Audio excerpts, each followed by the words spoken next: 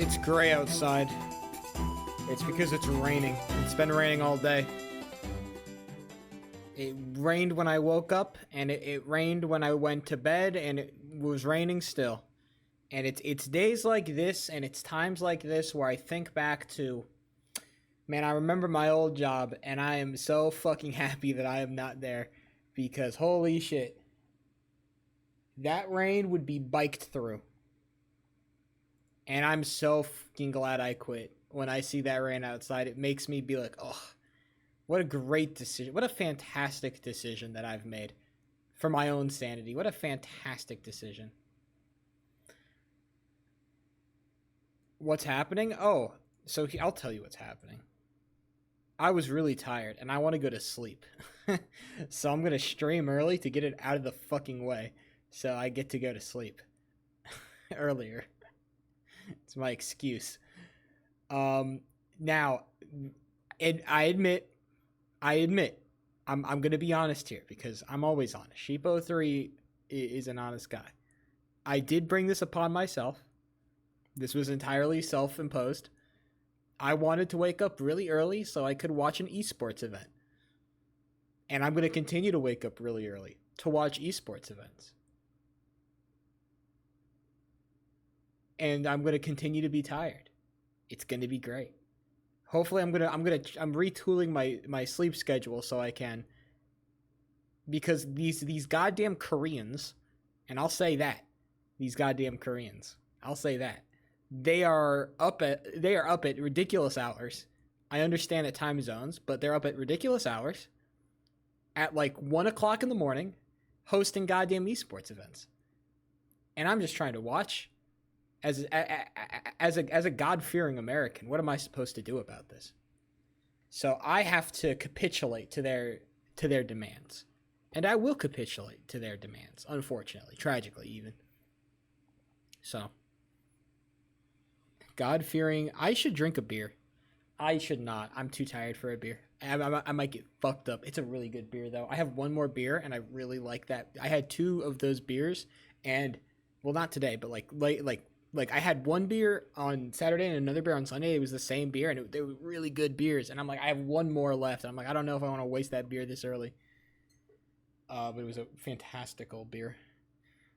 So yes, I'm gonna be up. And so the problem with going to sleep is that I also want to stay up and I want to cast. I want to cast fucking. I want to cast. I should stop saying swear words. I want to cast Blocky Hockey. Because it's fun and people like me when I do it, and that's late, but I want to wake up early, so I'm like, I get fucked up sleep because I want to do both things, and I can't do it both. I can't have it both ways. So I'm having my cake and I'm eating it too, and it's gonna make me fucking bloated and fat for the next like 3 weeks, but it is the way it is. I also have to choose because I got accepted into that Maze Runner event I was talking about.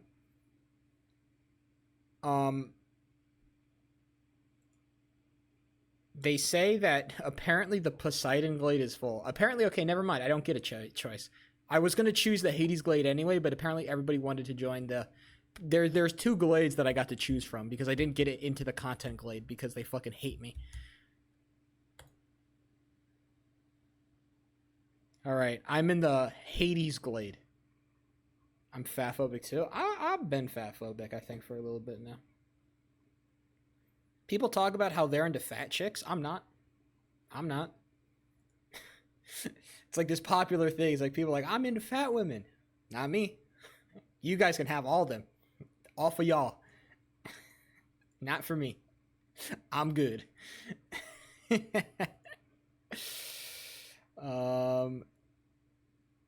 But yeah, let's speedrun some Red Ball and listen to Positive Jazz. It's a good morning mood with Jazz Cafe. It's cheerful jazz that will cheer you up. That's what the title is. I didn't make it. It's the title.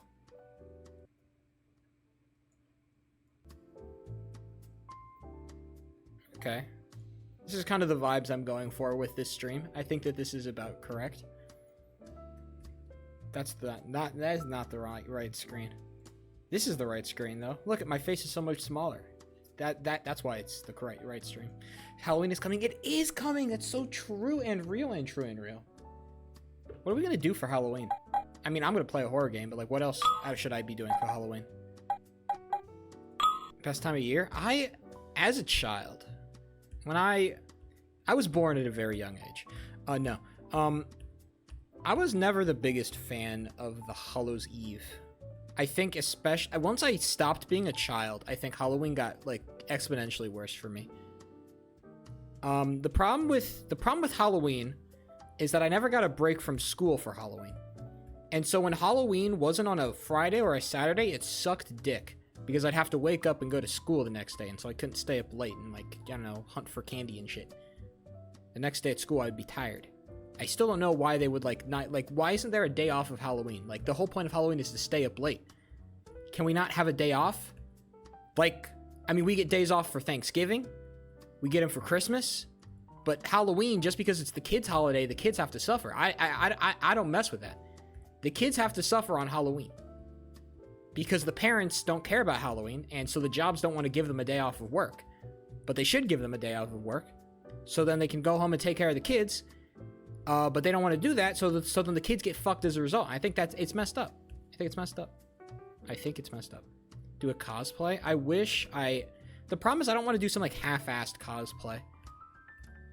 And it's lame. And I think that's what I'm gonna have to do because I'm poor and poverty-stricken. So I think doing a cosplay would be sick. But we don't do trick-or-treat here. It's a very, I don't know if it's a more American thing, but do a simple cosplay? I don't know. I don't know who I would cosplay as. I want to do a cool, if I ever do a cosplay, which I'm not into cosplaying, but if I ever do a cosplay, I want to do like something cool. I want to dress up as something sick. 2 Czech Black, kill me. Just kill me.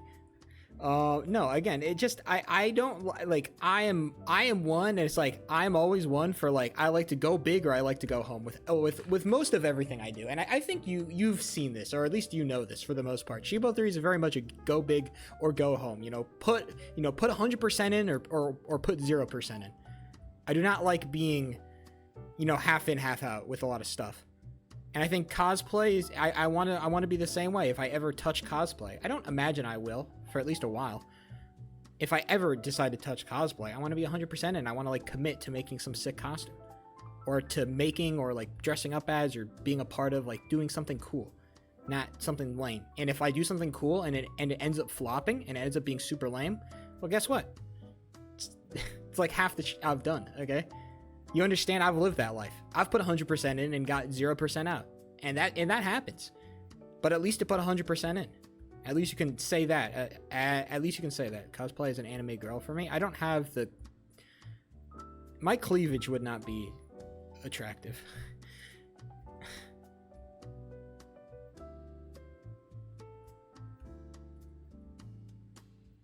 I'm good.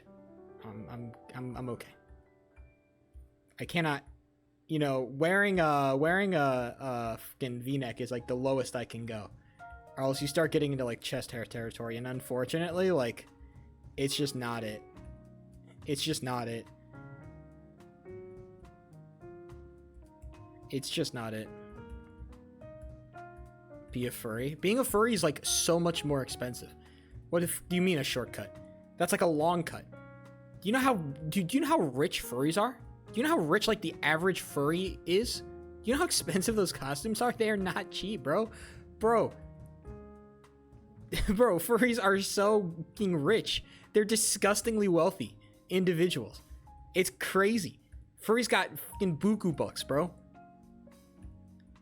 No, I can't be a furry. And even if I was a furry, which, I'd imagine in the future, there's some, like, part of me that if I ever decide to start making more content, there's a point in me that's like, I should probably get a sheep furry costume.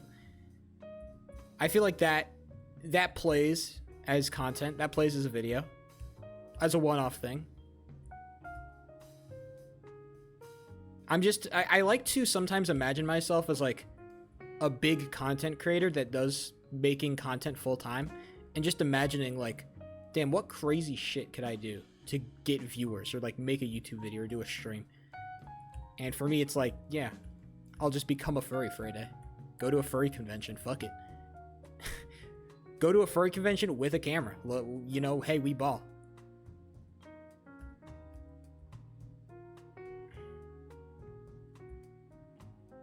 Aren't all sheep female?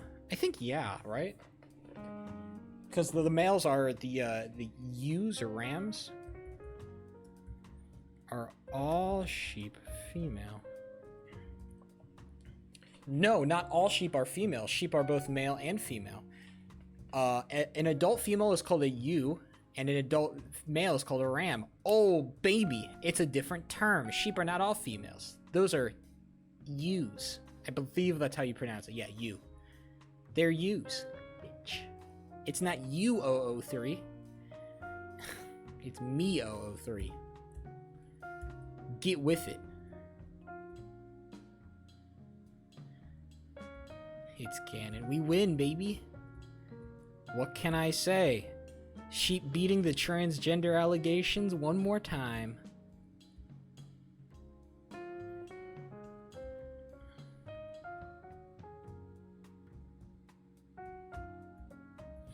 Bug Yuri. You know, I will say I do get a bit of an ick if I'm reading like some fan fiction and then they start talking about how they have tails and fucking paws, and I'm like, I don't like, get that shit out of here. I don't like that. I don't like when they start describing how their tail is wagging or how, you know, their paws are sensitive. I don't like that. I don't like it, and I quit out. It's an ick. From Hollow Knight Silksong. I feel like it would be a similar thing. I don't want to describe... I don't want somebody to describe the thorax of a beetle. I'm okay. Your papery wings that are hidden inside your exoskeleton. It's just... I mean... What about Bug Yowie? See, that's different. It's different. It's not the same. It's just not the same.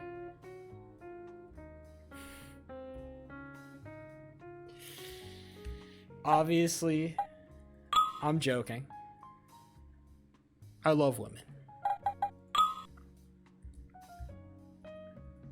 No, I think that people will do what they want to do with the IPs that they enjoy. And what they do is, you know, you would say sometimes it's kosher, sometimes it's not so kosher. That's okay. That happens. Let people kind of do what they want. Let people live their own lives. You're not in charge of that. I'm kind of what's the word for it? What's the word I'm looking for? It's not atheist. I'm agnostic is the word I'm looking for. I'm agnostic to it. Okay? People are gonna be into fucked up shit, and it's, you know, you just gotta live with that fact. The reality is stark. And what I'd say is, if you don't like the reality, then, I don't know, close your eyes. If you can't handle the light, then close your eyes. Put on some sunglasses, bro. No shame in it. Services being shit, but it's on a better run than you'll ever be. I was on a really good run recently, Sneaky. I was up 5 seconds going into level 9, okay? Don't talk to me about being on good runs, alright? I've thrown away more good runs than you've ever been on in your entire life, bro. Don't fucking pretend.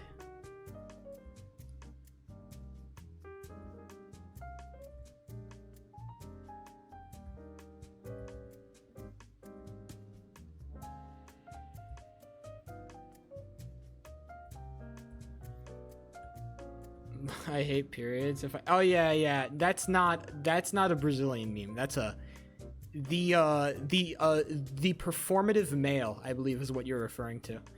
The performative male who, you know,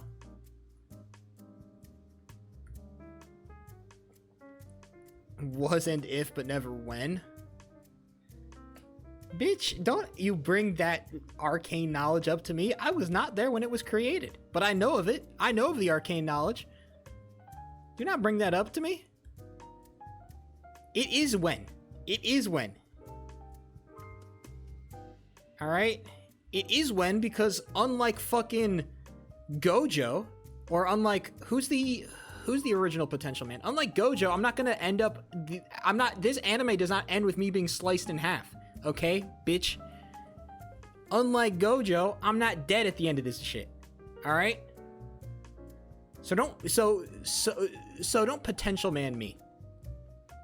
Don't Potential Man me. No, you wouldn't get the reference. If you haven't read JJK, you wouldn't get the reference. Only look up Potential Man if you've read JJK.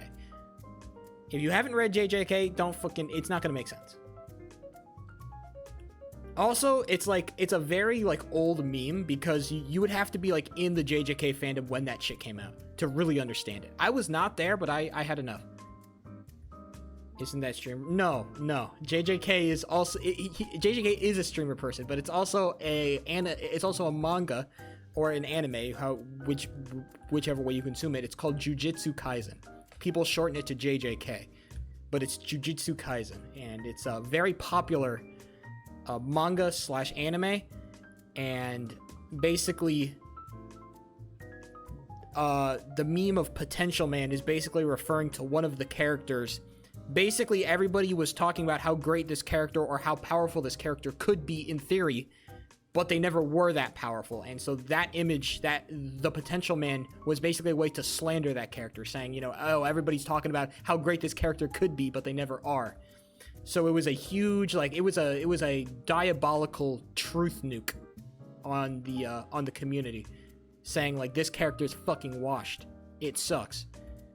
Yeah, it's the fact is, the ripples, you can feel the ripples of Potential Man through almost every single, even outside of the anime community, you can feel the ripples of Potential Man kind of, shake through. It's kind of influenced popular culture in a lot of ways that people don't really see or look at. It's a very impactful image.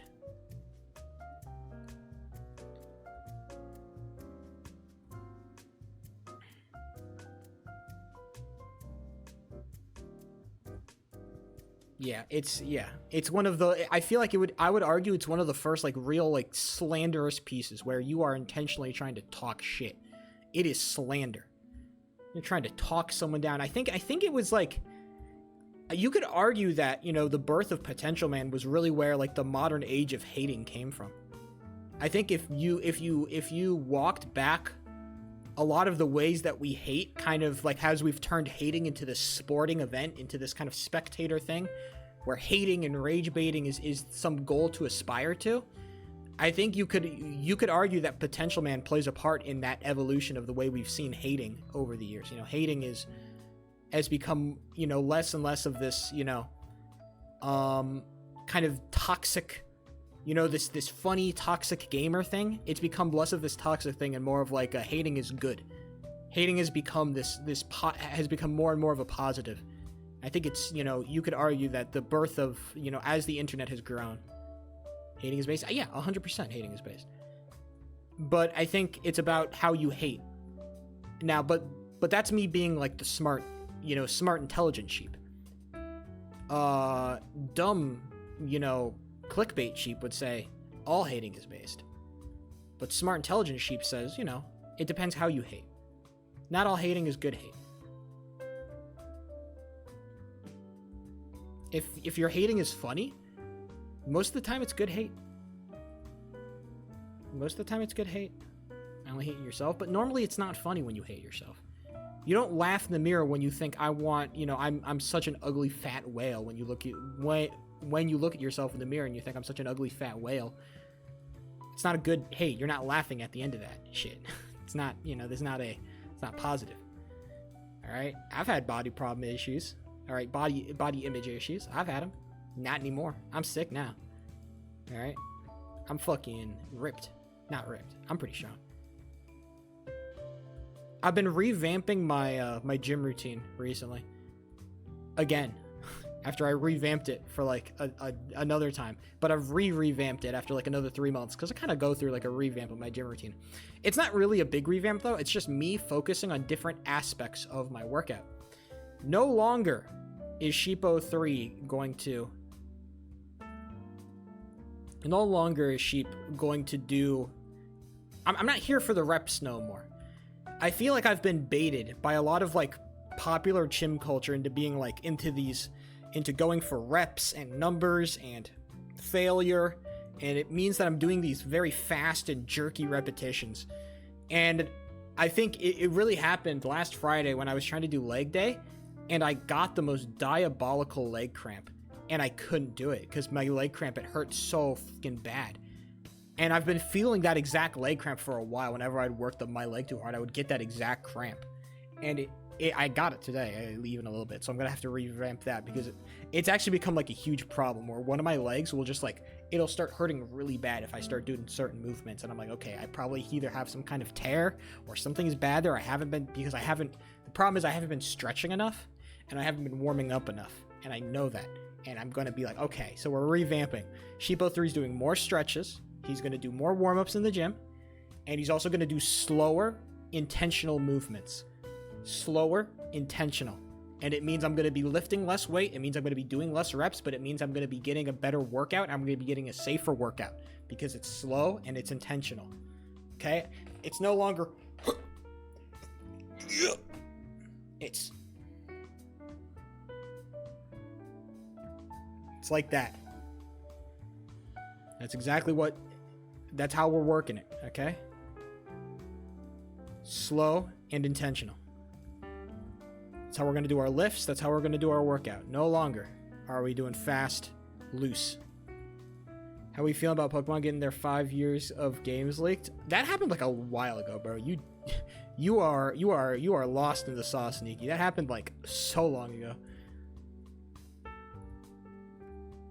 I hadn't even played... I wasn't even playing Red Ball when that shit came out.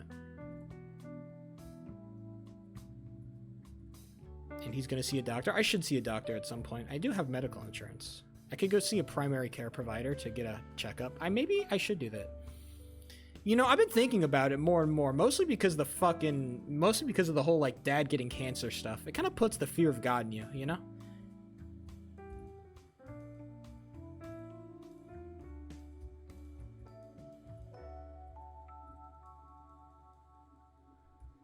Is he fucking the test? I was not. I was miming the movements. Hold on. I need to make a reminder for myself really quick. I told my dad I would do something. I was just talking to my dad earlier this morning. Okay. That should be a good reminder. I was talking about it. He's great.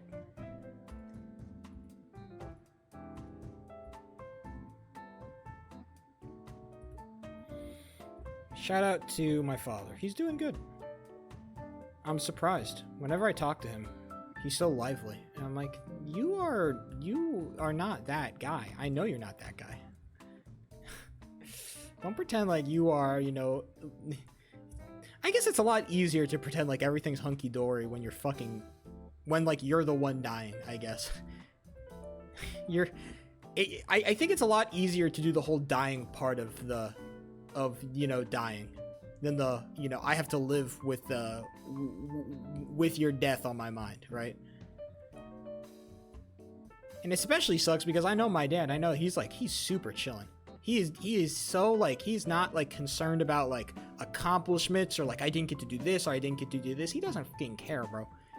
He is absolutely like super okay with how his life has gone. And it almost pissed me off a little bit. I'm like, man, your life, you're just chilling. All you got to do is go to the goddamn chemo. I say that like it's an easy thing, but still.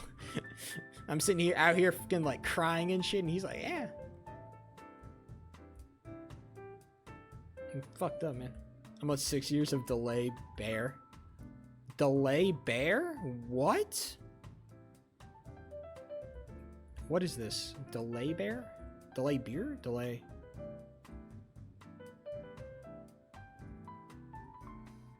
Bro, I'm gonna look this up, and then the AI is gonna give me a confused sentence. It doesn't know what I'm referring to.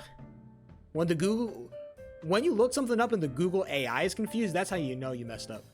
That's how you know you are super in the sauce.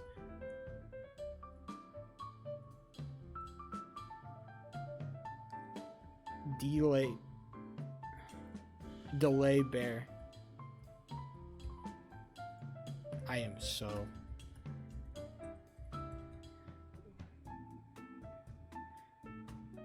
What? Are you saying that the elderly shouldn't be able to retire and need to slave away in factories? What? I never said they needed to slave away in factories. I never said that.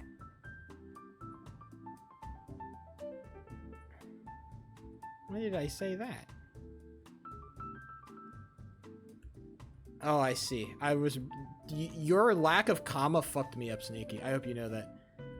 Your lack of comma fucked me up. I'm on a mega delay. Bear with me. It wasn't delay bear. It was delay, comma, bear with me. Jesus, man. We gotta start learning how to use commas in this Twitch chat, because I swear to God. That's diabolical, bro. That is actually... Maybe it's my lack of reading comprehension, or maybe I just have ADHD, but Jesus. To be fair, I could lend you some commas. I absolutely could lend you some commas. Because I use a lot of commas whenever I write. I love commas. Timu is hiring for your dad. Don't worry.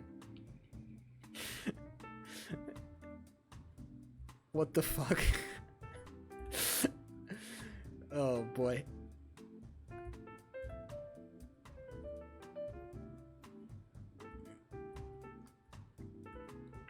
Not Timu father, dude. If you had brain rot literacy, you'd be able to keep up with the times Wunk. I think Wunk is hilarious.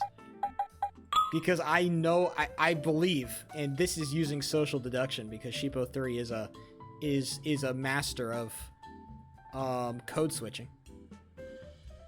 Wunk would refer to a W-unk as opposed to a lunk, which would be an L-unk. Unk being somebody who is above the age of 18. Or just kind of like 5 years older than you. A woman-unk? I think those are aunts. I think woman-unks are referred to as aunt. Aunt. That's how I've seen it used. There is female terminology. Washed unk? Oh man. Washed unk? I thought W, I feel like W, oh man, I guess washed is also a typically used word in this brain rot society that we all find ourselves in. Man, I thought, I was for sure it was W-unk. Maybe you would just say W-unk as opposed to wunk. I guess washed unk is more word, so you would like shorten it to wunk, right? Because W-unk is like very short, very spiffy, easy to type. But a wunk is saying washed unk. It's too many letters. Too much typing on the keyboard. Be wunk, barely washed unk. It's Bwomp unk, like the fucking Mario creature. Like the fucking like the stone from Mario. The thwomp. The Bwomp. Ooh. Like the Geometry Dash meme. You know, maybe I need to keep up with Geometry Dash because I'm not a knower, unfortunately. Damn, maybe Sheep is getting to unk status because I'm not a knower anymore. Dude, I've seen the new like brain rot shit. I'm like, bro, all this new brain rot, it all look like half of it looks like AI and the other half looks like shitty 3D animation. And I'm like, wow, dude, I am... Is this the state of brain rot? I guess brain rot moves with however we want it to. I like how brain rot has become the colloquial terms for memes.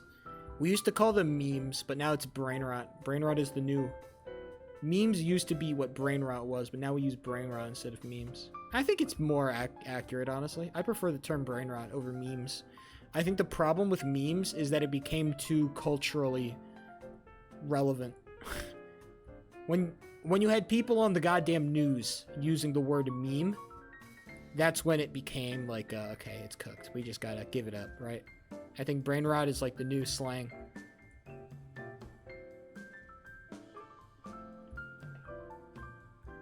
It is AI, deadass. It's all AI, bro. Some AI is funny. And I'm brave enough to say it. Some AI is funny. Most AI is fucking dog water, bro. Most AI is dog shit. Burr. Yeah, I'm not a knower. It's so hard sometimes to tell between like AI art and art that's so shit that you think it's generated by AI.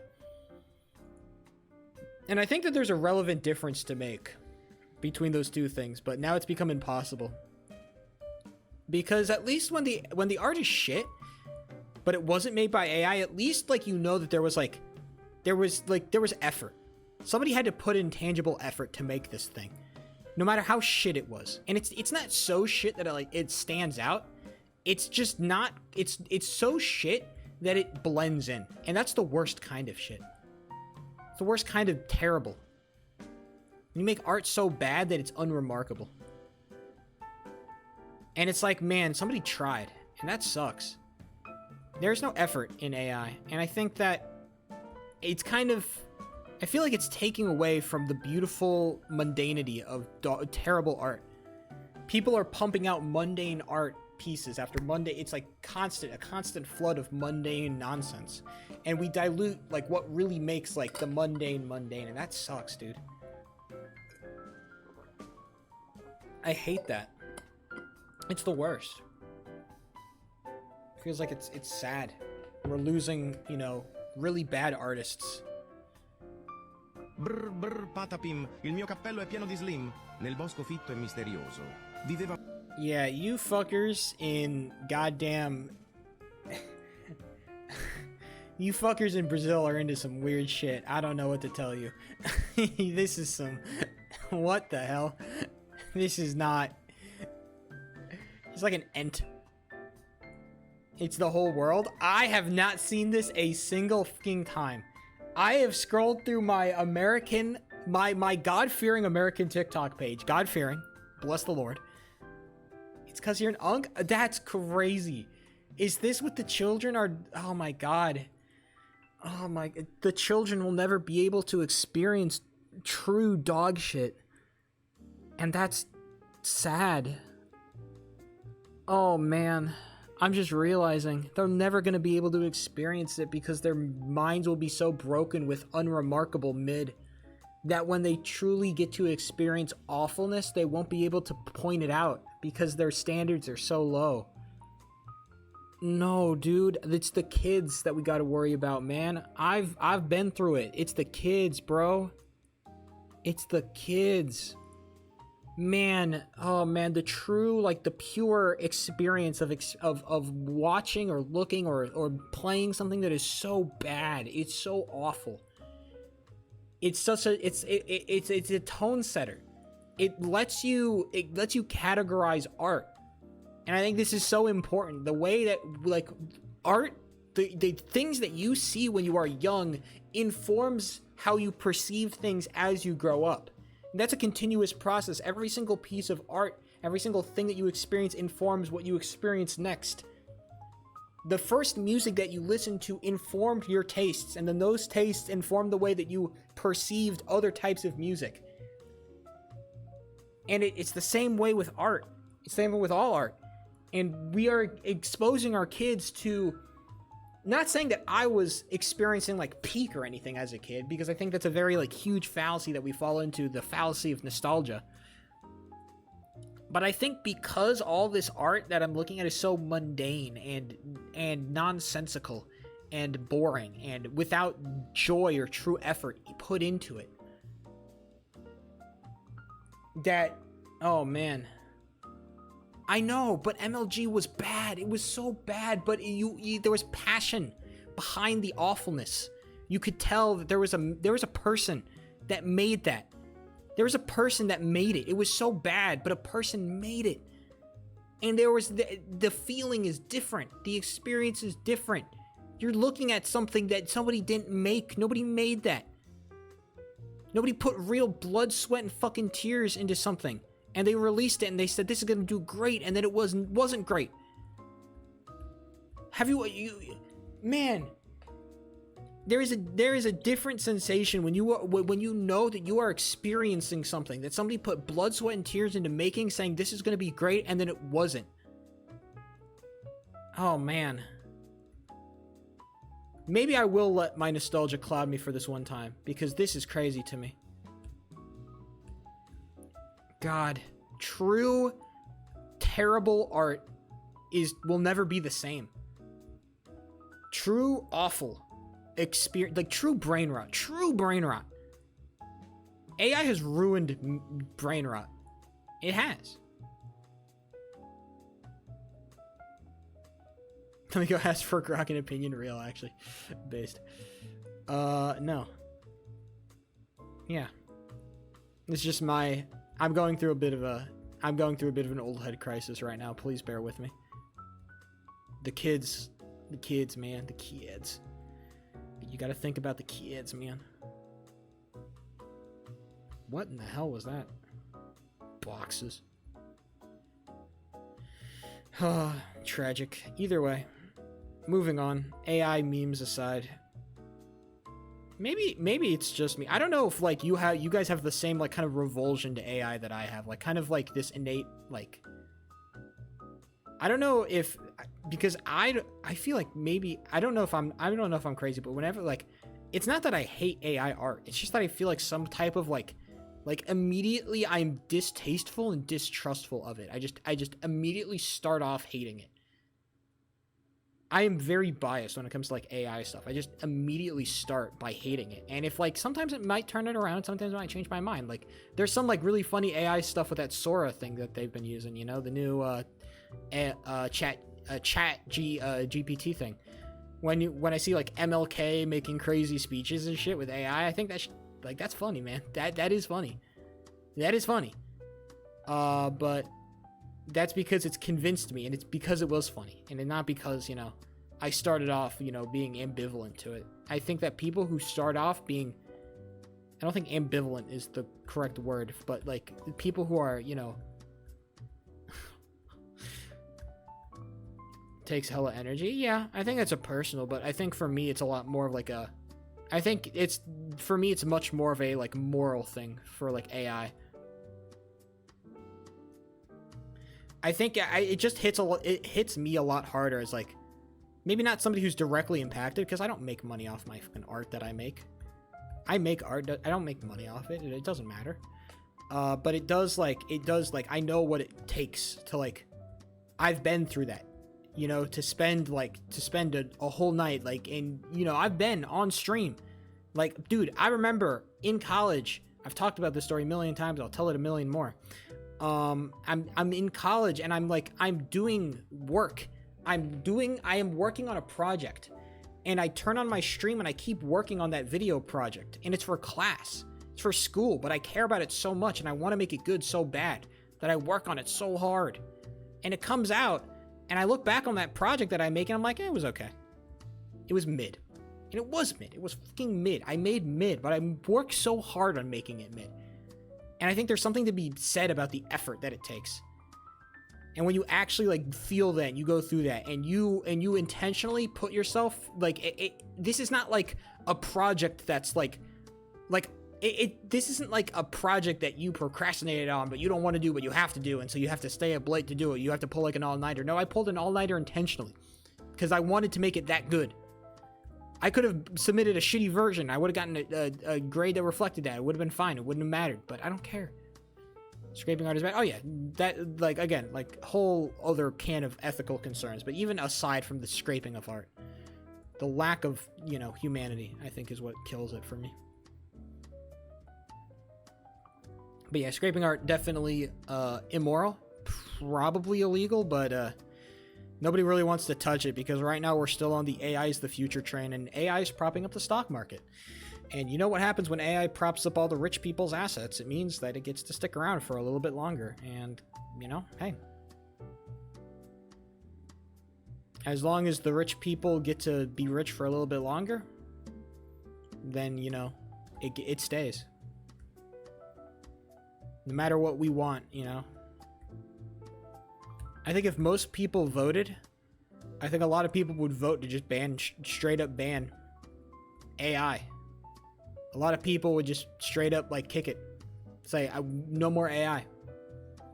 But it makes us money, and so because it makes us money, then it stays around. The rich could get richer and the poor should get poorer. I said should in that sentence. I did say should. A very definitive should.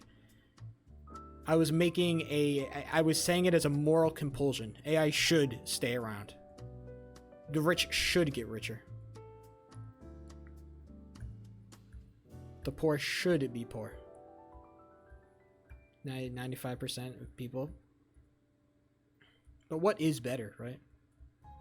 Better is the concept we make up for ourselves.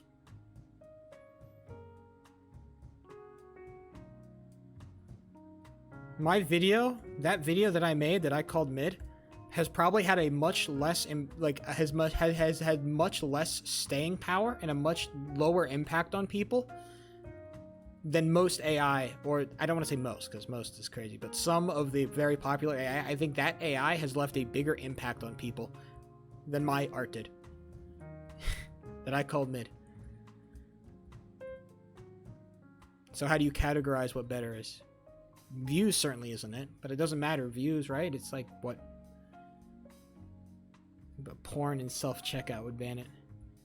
I don't know why you would even want AI porn. I hate AI porn. Who the fuck is doing AI porn? I tried for a little bit.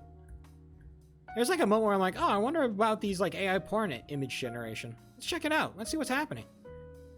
I was like, damn. This is not the ass I came for, bro.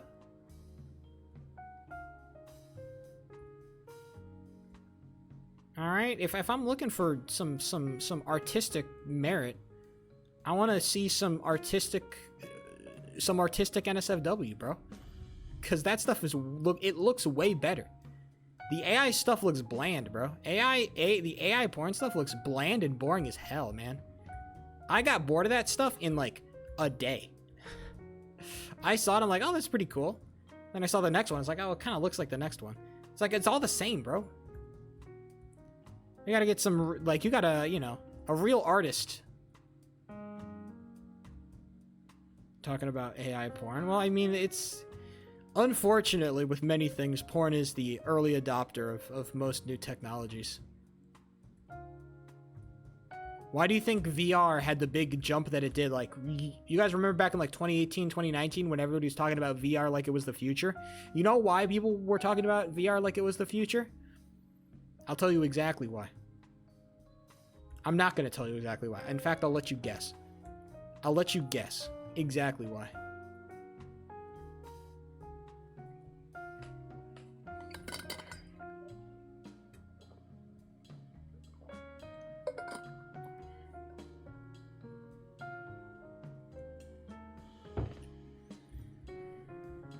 Yeah, VR isn't even that good anyway. It's pretty cool for some video games, but for the most part, I think VR is definitely overhyped. And I think it's obvious with the sales and with what's happening with VR. VR is kind of like a dead content. Why? Because it was porn. Because VR porn. Virtual reality, VR porn. That's why.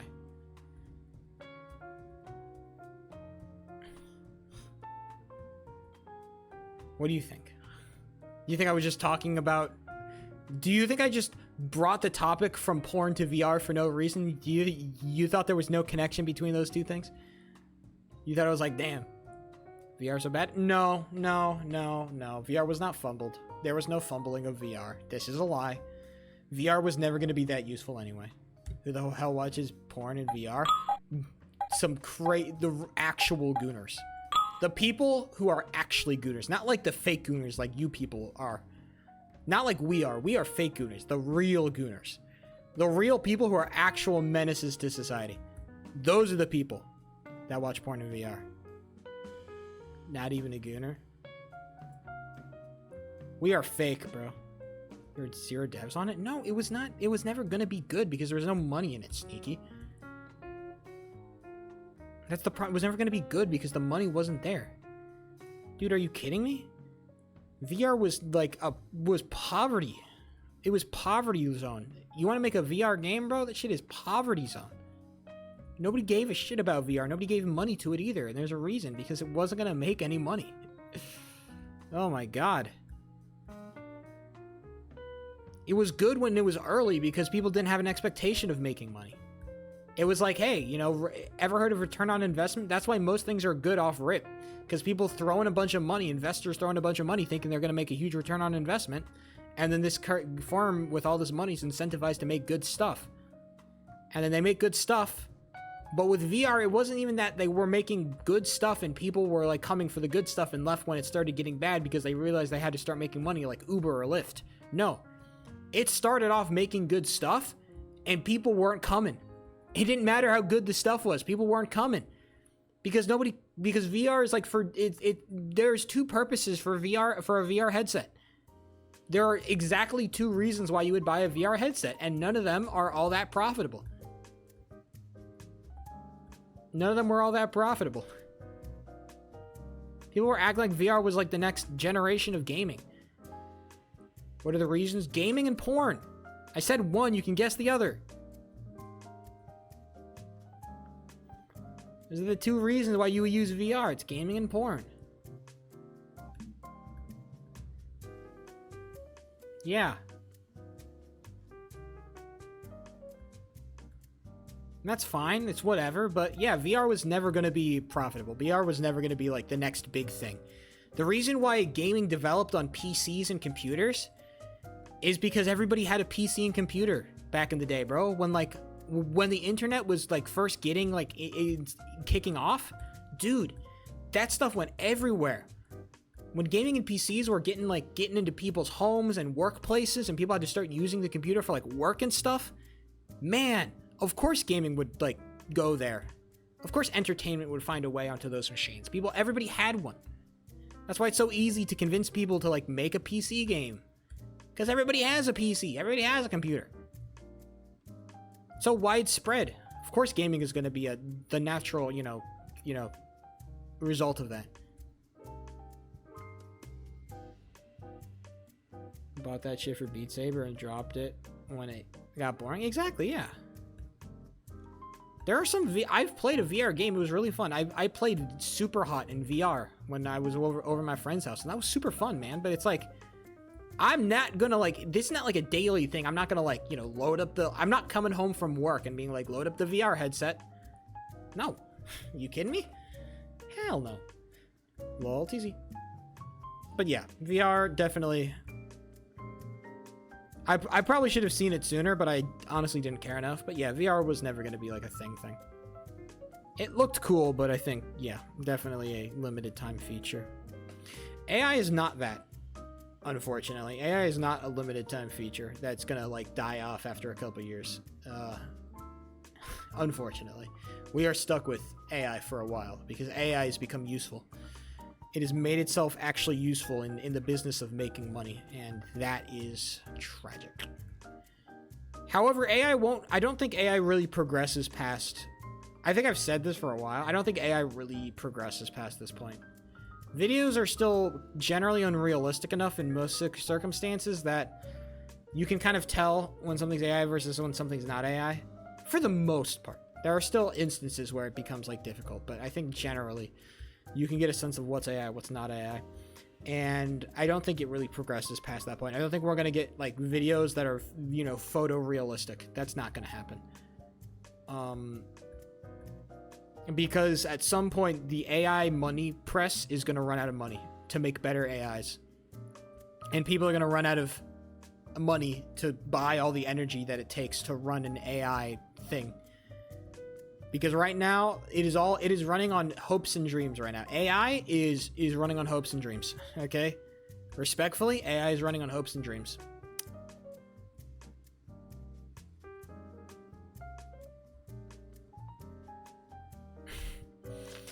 AI is running on hopes and dreams, baby. No matter what we tell it.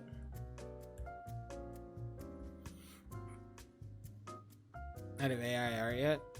It's definitely stylistic. I've seen AI art that doesn't have that tint. I think you're just looking at like the very readily available or like the cheap/free AI, the cheap/free AI art stuff. When you get to like the much more expensive stuff, I think definitely it goes away a little bit. But again, like I said, the more expensive stuff is, again, it's running on hopes and dreams. There's no actual profit behind it. And when there's no profit, at some point, it's going to become an Uber or a Lyft. It becomes expensive. It becomes super annoying to use. I just got the whole dick.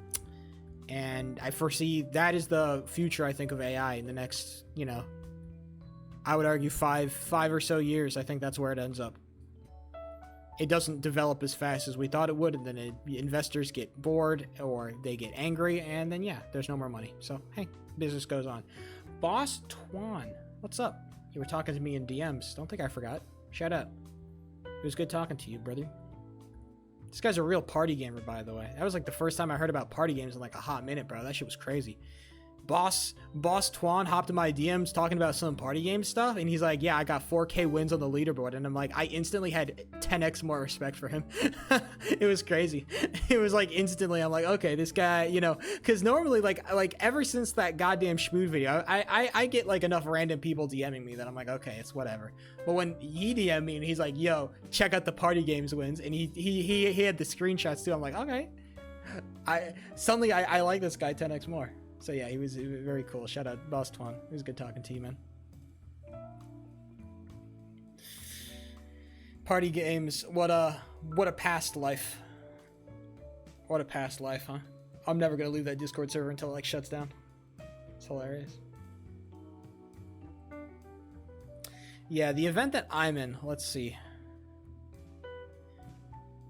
It might be super cooked. I'm not gonna lie. I think that the event I'm in is super cooked. That's my hard call. I genuinely think it's super Jover. Because I don't know what I'm going to do. I don't know if I want to join a group. I think I just want to roll on my own and then just kind of see what happens. Because all these groups, because there's like there's the propaganda channel for this event. And I'm checking out all this propaganda and I'm like, this is yikes, bro. This is not the propaganda I wanted to see, so we might be...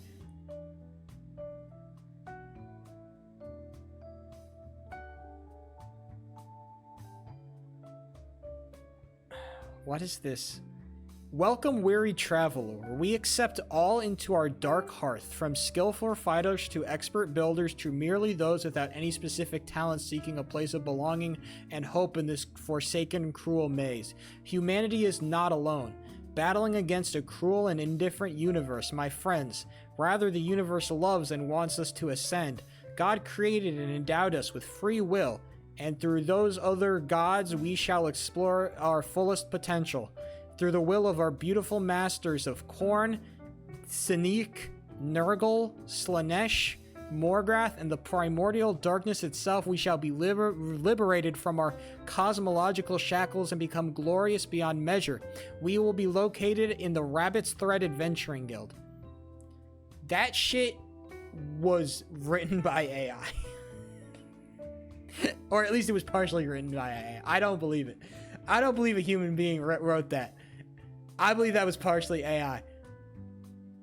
And these are AI generated images, my boy.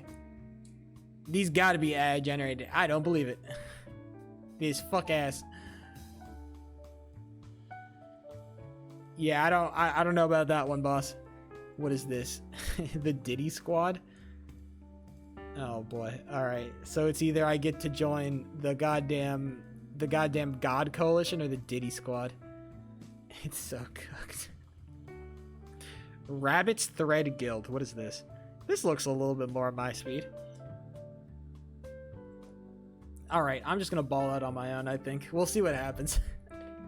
I have no faith. This event is gonna be a disaster, bro. I didn't get accepted into the goddamn content glade that I wanted to get into. And I'm like, you know what? Maybe I should have made a higher effort application because I'm cooked. No, the rabbit one is fine. It's like a very normal like civ event thing. Just like, hey, we're a guild, we wanna make sure everybody's happy. We wanna have a good time and all hang out and it's gonna be great. That's like a very typical like civ event propaganda post, okay? Brother, I've been seeing these for the better part of 2 years, okay? I understand. Some weird shit. Oh no, the weird stuff. That I've been seeing a lot of that. The stuff that I read, the whole thing that I read, I've been seeing a lot of that kind of stuff. Stuff where it's like this is either very low effort or you're just kind of freaking it on some freaky shit. I never really got into those. Like the people that are obviously like memeing or trolling, or the people who are like way too serious. I try to stay away from those people because 9 times out of 10, those people are dog shit leaders and they are super boring to play with. For 99% of the time, they have one moment where they shine, and that one moment is super fun. But then every other moment is sucks. I know, I've been there. To join the person where you're like, oh, this person, you know, they're super driven, but because if it's a meme or if it's way too serious, it's only fun for one singular instance. And every other instance is complete and utter poo-poo. You just have to live with that reality, unfortunately.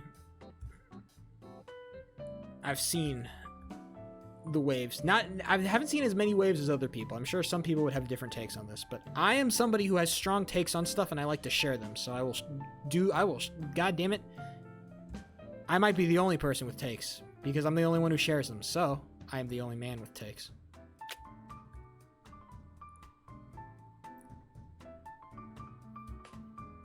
No, the actual serious answer is that what I've learned is that a lot of the time, it's not that I inherently have like better takes than other people. I think what I have is I'm better at explaining my thought processes, and I'm better at explaining why I believe my takes than other people. And that's why a lot of the time my takes sound better. Not that they are inherently correct. It's because my takes have bigger... My takes are just... I have a talent at explaining shit. And so it means that my takes...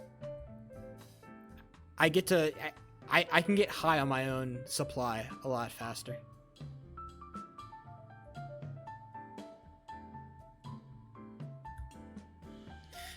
I know who Joji is. I will listen to Joji. I'm actually kind of interested. I'm not a big Joji listener enjoyer, but some of the songs are good. Of a teacher, but on the most whack topics. That's some real shit. Pixelated Kisses from Doji Cat. Pixelated Kisses. That art is kind of freaky with it. What is this art? What is this art? This is some freakster stuff. Hold on, let me pull it up. Not like freaky, but like weird and kind of cool. Look at this. This is sick. That's gotta be, it looks like wires. Maybe like lighting. Maybe I think that might be wires and lighting equipment. It's very pixelated. Because that's definitely, like, you can see the wires in it, but that looks like a thing that somebody made in a studio. It's like I took images. This reminds me of images that I took one time. Oh my god, I kind of want to pull them up. Just to hold on. This reminds me of like of a photography project that I did. I have the images in my Google Drive. Hold on.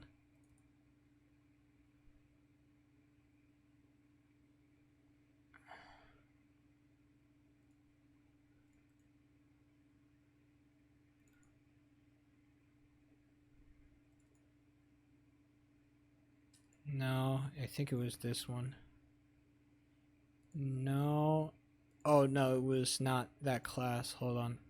Was it my junior year? No, it was had to be my sophomore year then. Sophomore, my spring? No. Had to be my sophomore summer. No. My sophomore fall? Damn, I can't find my pictures. What the fuck?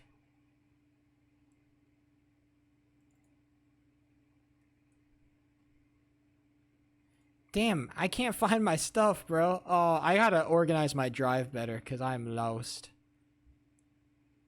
Is it junior? Is it my junior year of spring? How is it not my junior year? What?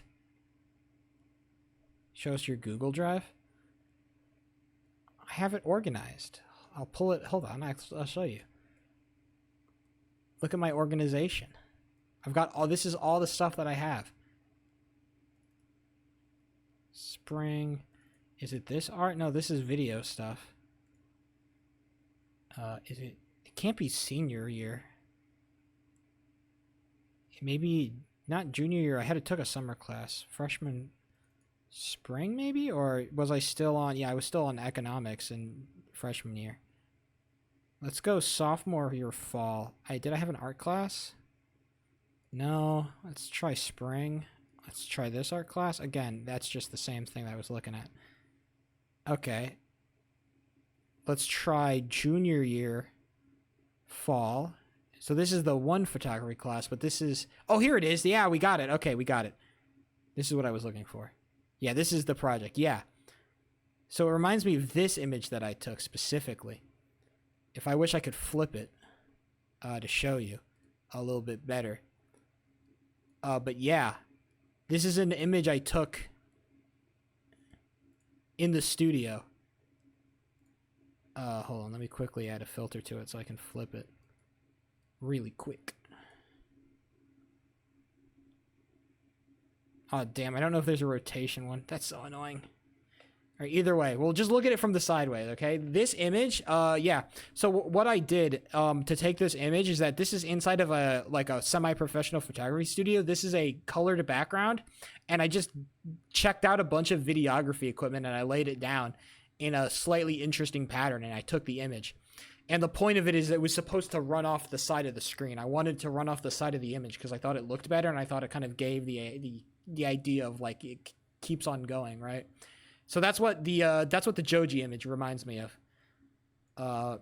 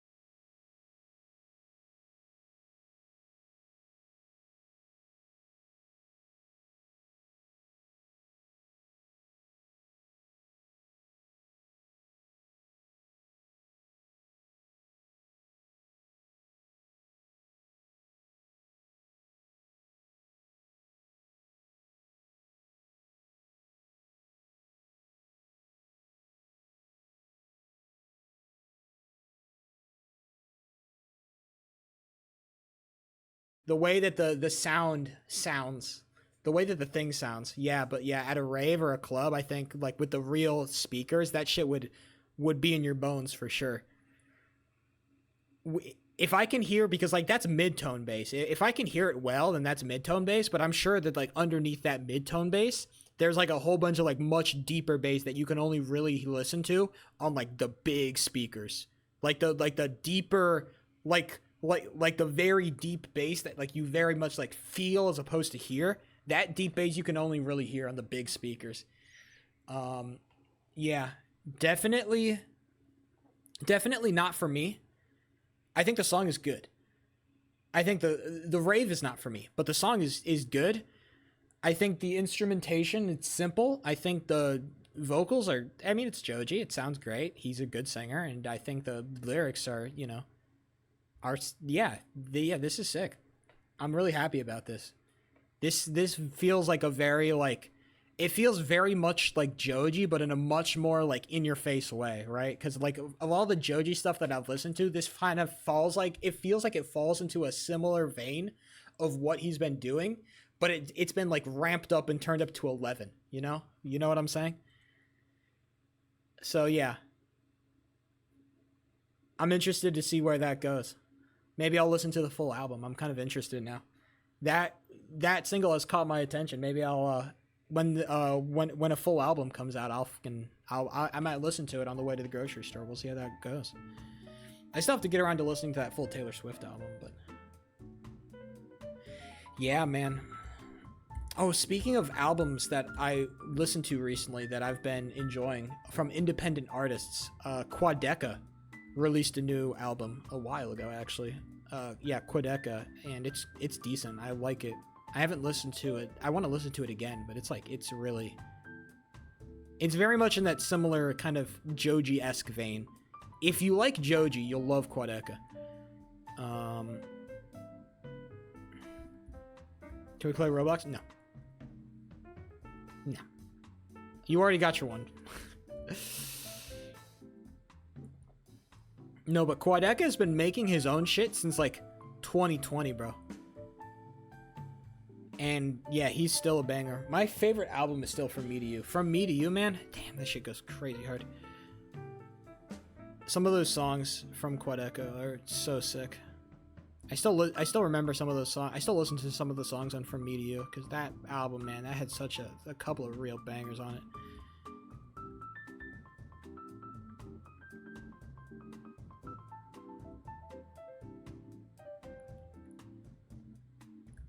I have a Civ event coming up, I think, on Friday. So, it's in the mornings, though.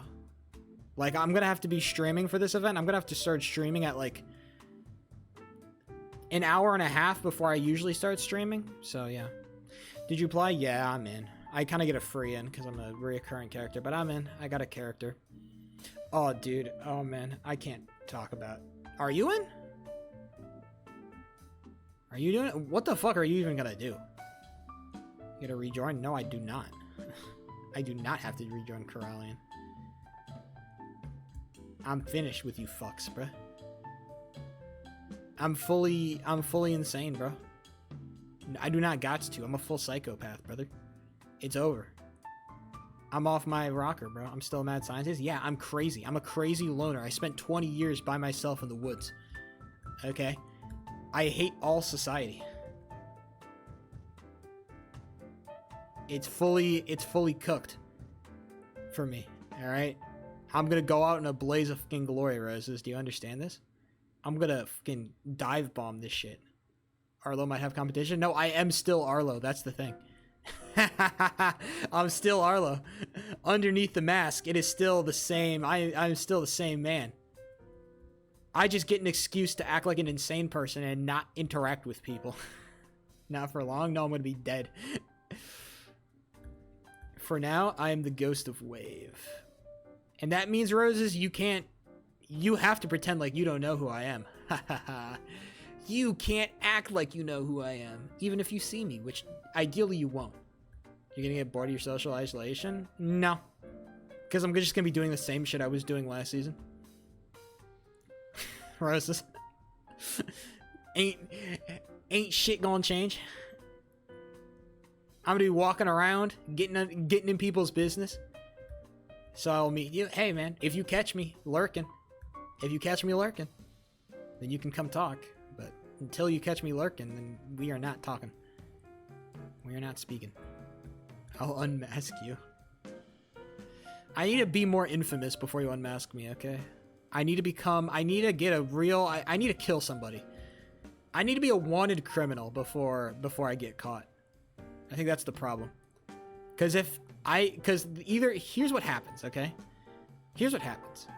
Either I get to kill somebody, and then people actually want me dead. And so then, I actually get to be a fun, interesting character. And people have some reason to, like, hunt me or whatever. And so then, like, unmasking me becomes some interesting mystery of who is this character behind the mask. Right? And then, or I just die in the attempt. And then I'm a nobody some psychopath with a mask who tried to assassinate a leader. And that's it. So it's like, it's one or the other. Okay? And it will be Fluxion. No, it's not. Look, I'm not in the business. Look, see, this is the problem with this whole, like, I'm trying to kill Fluxion thing, okay? Here's the fucking problem with trying to kill Fluxion. It's because Fluxion's popular now. He's got a whole, like, thing. He's got a whole media apparatus going on right now, okay?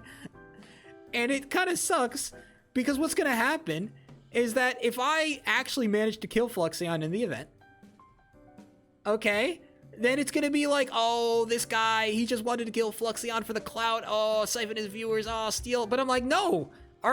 First of all, I wanted to kill Fluxion way before he was popular, okay? Don't get it twisted. I didn't kill Fluxion for the clout. I killed him way before he way before he got big, bro. Don't talk to me. Ignore the haters? Oh no, I'm very good at ignoring the haters. Or I'm not good at ignoring the haters. I'm good at not letting them affect me. But I'm just saying, like, it sucks that now I will have that perception. I don't like that perception that I will be, like, hunting down or trying to kill people because for clout. When will you make a lo-fi? I think lo-fi is the most morally bankrupt genre of music. No, it's not morally bankrupt. I think it's creatively bankrupt. But it is bankrupt of a lot of things. Lo-fi is boring as hell. No, the most morally bankrupt genre of music is, like,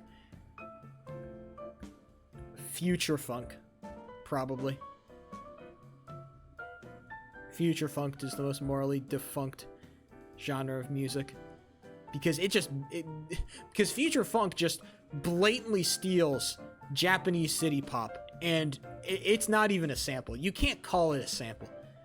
Is a sample speeding up the tempo and adding drums? Is that a sample? No, that's not a sample. You didn't sample shit. You stole the song. All right? And then you gave it a new name. Let's not fucking pretend. You retooled the song. That's morally bankrupt. The lo-fi is just boring. You remix it, it's fine. That's morally bankrupt as shit. Don't fucking don't pretend. If you actually sample something, then actually sample it. It's just a remix? Well, then give some fucking credit to the original song. Give some credit. Dude. Anime edits give more credit than these fucking future funk fuckers. Oh my... No, they don't! That's the whole problem! They take a fucking song, they speed up the BPM, they add in some drums, and then they give it a fucking new name.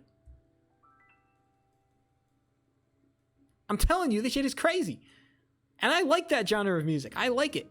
But I can respect that it is fucking disgustingly morally bankrupt as shit. It's crazy. If they called it a remix, then I would have way more respect. But this shit is no remix. It is no remix.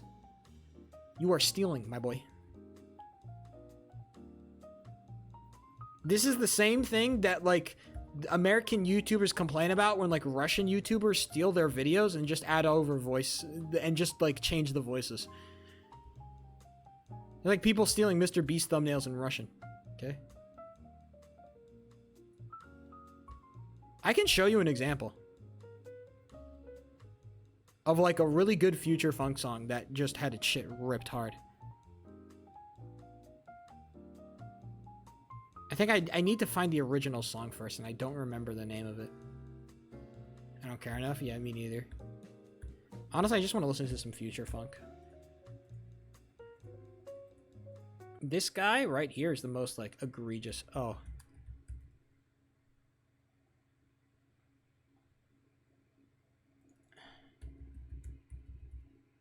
I know. I hate this genre, but I love it at the same time.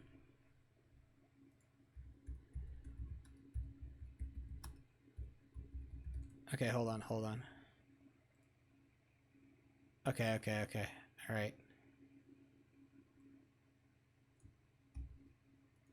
I'm going to play a song that you might have heard. You might have heard this song, and I'm going to play a song that it was sampled off of. Okay? You're going to listen to both. This is a song called Crystal Dolphin by Englewood. Englewood is a song called Crystal Dolphin.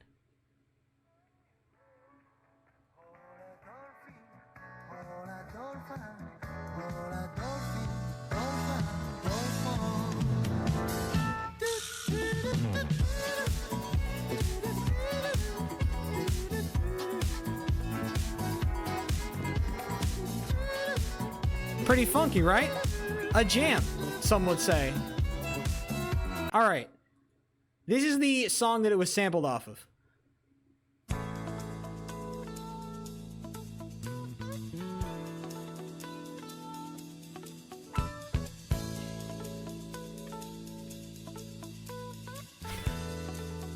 Do you understand how crazy similar it is?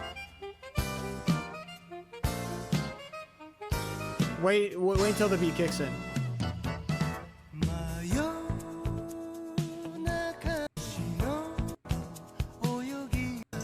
Where's the part?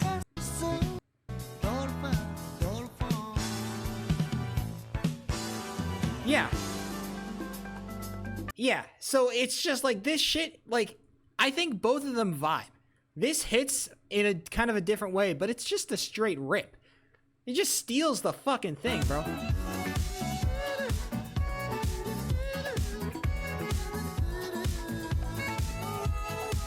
It's crazy. So I just want to say that Future Funked is a morally defunct, and all the artists that produce those tracks are morally defunct pieces of shit. Except for one of them. There's one artist that produces Future Funk-esque music that isn't a morally bankrupt piece of shit because they actually sample music. What are they called? I think it's Easts? Yeah, this one. I like this guy. But this is an actual sampler.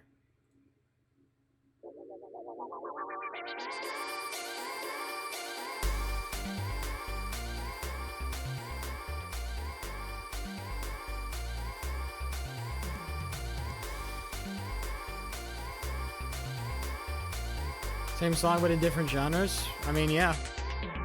Taylor Swift.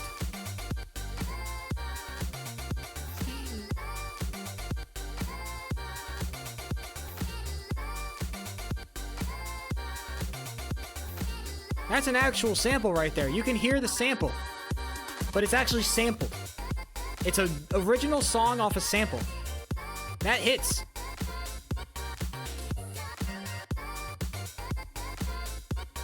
There's actual effort put into the production of this track, and I appreciate that. So shout out to this person, Aests, A-E-S-T-S, Aests, Aests. Taylor Swift, yeah, she kind of just makes shit that sounds the same. Shout out to Taylor Swift, she's great. She's not. She's great. She's not. I don't know what to say. I don't have an opinion. I am non-denominational when it comes to Taylor Swift. She definitely has a lane, and as long as she stays in that lane, she's not offensive to me. But the problem is, people have not been liking her because she stayed in that lane a little bit too hard, and now people hate her. Because her lyrics were lame as shit.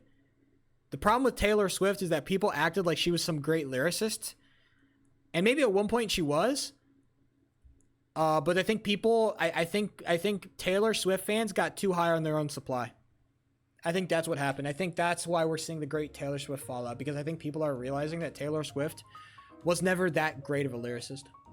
I think she was okay.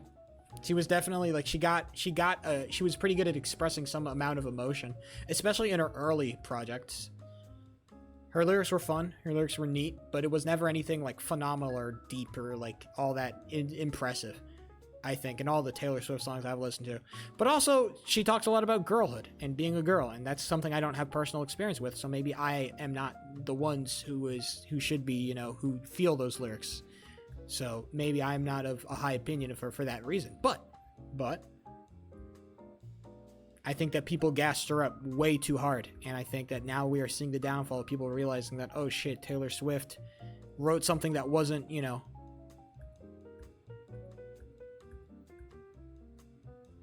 No, they weren't. You just saw the one video of the guy fucking singing them in the goddamn MF Doom voice, and you thought that A was fire. Those lyrics were not that good. You just like the MF Doom voice. And you like the beat. You like the beat and you like the MF Doom voice. Because MF Doom has way better delivery than fucking Taylor Swift does. That's why you like those lyrics. Not because of the lyrical content of them. Not because they were all that good. But because you like the MF Doom voice. MF Doom isn't bad. I'm saying MF Doom is... I'm not saying MF Doom is better. I'm actually not saying that MF Doom is better because I haven't listened to enough MF Doom and I don't give a shit enough about MF Doom. Alright? I think a lot of MF Doom lyrics are way too dense for their own good. I listen to a lot of the MF Doom songs, I'm like, what the fuck is he trying to say? I listen to an MF Doom song, I'm like, this sounds like you are not saying anything at some point. At some point, you're not saying anything. What the fuck are you trying to say? MF Doom is Taylor Swift, but in reverse.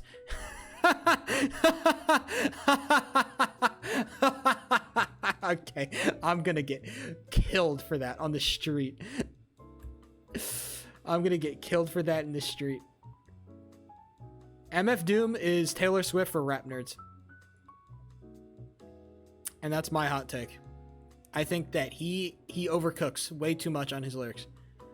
I think sometimes the best way to get somebody to feel something is when you just say something profound in a simple way. MF Doom probably says profound stuff, but he says it in a profound way. And it's too profound. Everything is too profound, and you can't fucking understand.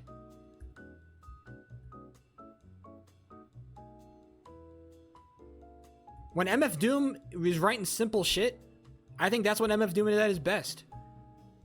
Rap snitches, telling all they business, walk in the court and be their own star witness. That's fire! That's fire! Because it's simple, it's nice, it's sweet, it's easy. Nothing's too difficult. Of course, people like you wouldn't get it. That has to be rage bait. People like you. My god. Holy dog whistle.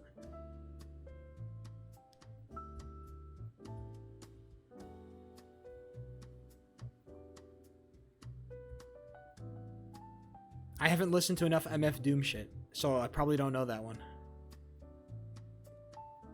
Believe it or not, I haven't listened to a lot of MF Doom. I'm not like the stereotypical like white rap nerd that listens to all like the crazy underground artists. I don't listen to rap like that, bro. Rap is not like the genre that I'm like, oh, I love rap. I can't stop listening to rippity rap and can't stop listening to these black cat spit bars on that track. Slick Rick is a different artist? See, I didn't even know. I thought that was a name of a song or something.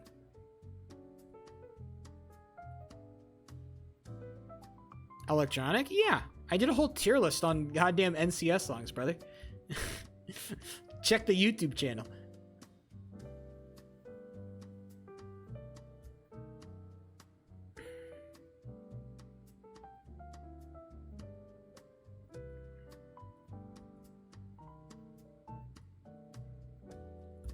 I need to do level 10 for a little bit.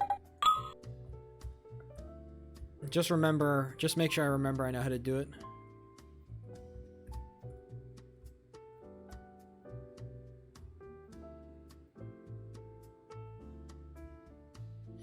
That is no good.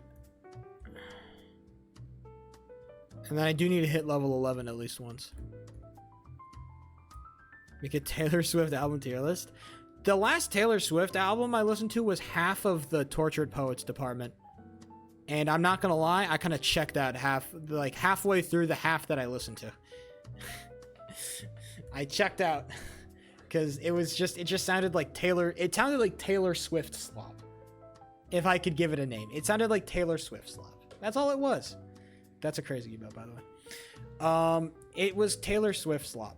Maybe again, Taylor Swift for me. Like if you're into the thing with Taylor Swift is that if you're into Taylor Swift and you like her like style of music, you're gonna like most of what Taylor Swift puts out, because I feel like Taylor Swift is very much a stay in her lane. Like I said, I think she stayed in her lane a little bit too hard. She found a sound that worked, and then she didn't really deviate from that sound too hard, and people kept eating it because, you know, it's a good sound. But at some point, you're gonna lose some part of that sound. If it is the music or the producing or the lyrics, and at that point it was the lyrics, and that left her, and now she is fucking trapped with a shitty album that everybody kind of universally panned as shit. And so yeah, now Taylor Swift has to. I keep on seeing videos about people talking about how she did girl boss too close to the sun. Like these I see women on like TikTok going into like these deep dives about Taylor Swift's like character as a person. And I'm like, that's interesting. That's fun. I do like personally analyzing the characters of celebrities. Like the moral foundations of what makes them, you know, people. Cuz I do the same shit, man. I do the exact same thing. I do the same thing with Pokimane that Taylor Swift fans do with Taylor Swift. And I admit that. I think Pokimane is a fascinating celebrity.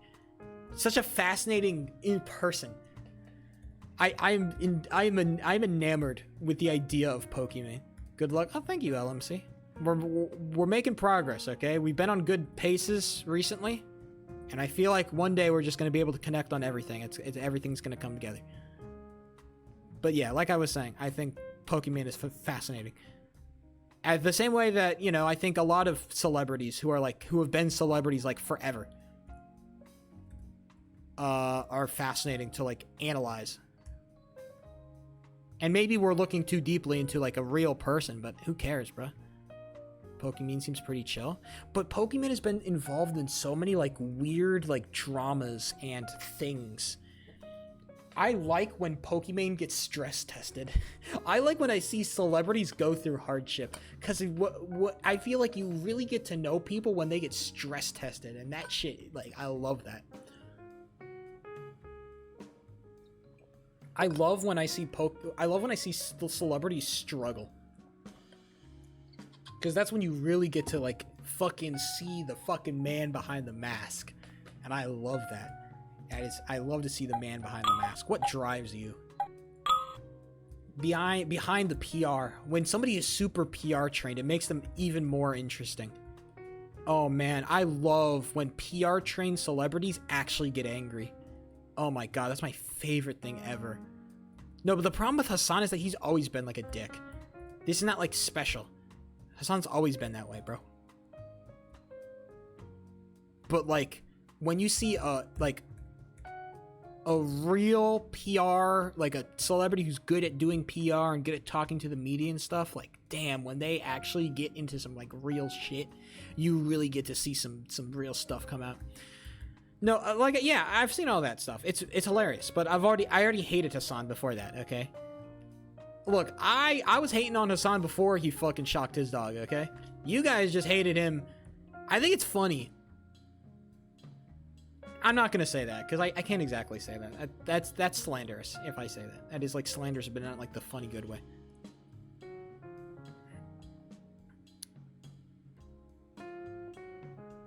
What's the shot collar story? His dog he put a shot collar on his dog. That's the story. He had a shock collar on his dog. That's the story. That's kind of all the story you really need to know. He put a shock collar on the damn dog. By the way, maybe I'm certainly not #1 dog activist here, but shock collar, not good. Bad. Yeah, the Photoshops go insane. I've been seeing more and more. No, it's an actual shock collar. I think it wasn't. I think people found the exact, like, brand. It was like, that's a shock collar. It was an actual shock collar. Yeah. Not good.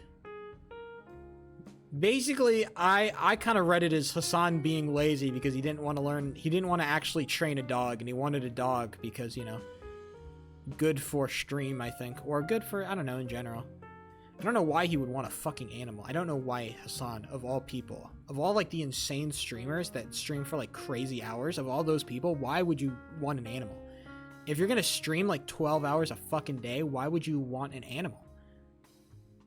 Like, at least with XQC, he's a psycho. He's not gonna get no fucking pet. He don't care about that shit. He cares about fucking clicking the enemy.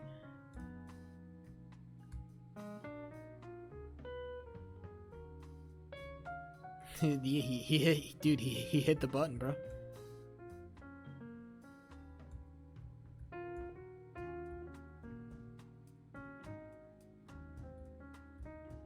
Damn, it was the radical left. Everybody knows that the radical left supports shock collars. It's a known fact. Me when them in their kink collars. Look, if you want to put a shock collar on a person, I think that's much more justified than putting it on a dog. I think that you should be allowed to put shock collars on people consensually. Because guess what? A dog can't consent. By the way, if you're wondering. As Sheepo3, expert in consent. A dog can't consent. You know who can consent? A human being who's acting like a dog.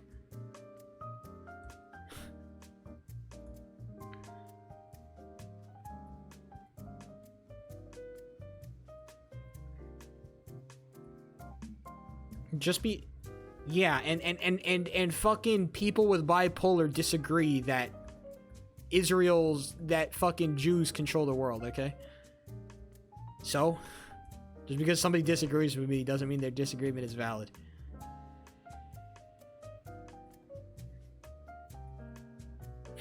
An example, if I would. If I could, an example.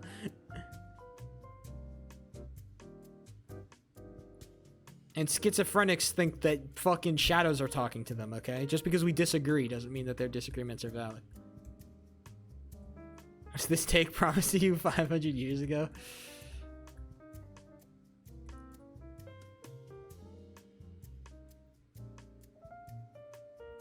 I wonder how much of the hate for Israel is, like, anti-Semitic. How much are you allowed to hate Israel before it becomes anti-Semitic? I wonder.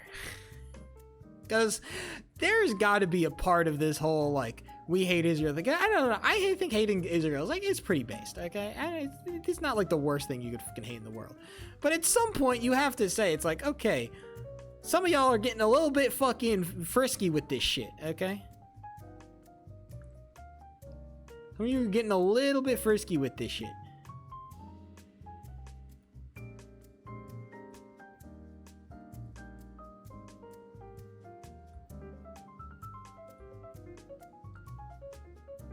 But I think I don't know, it's also, I feel like, I worry about the grifters, you know? The good old grifters. They just want to hate Jews, but they have to pretend to care about Palestine in the meantime. Like, no, why can't I spend more time hating Jews? Fuck, I have to care about Palestine now? Damn it.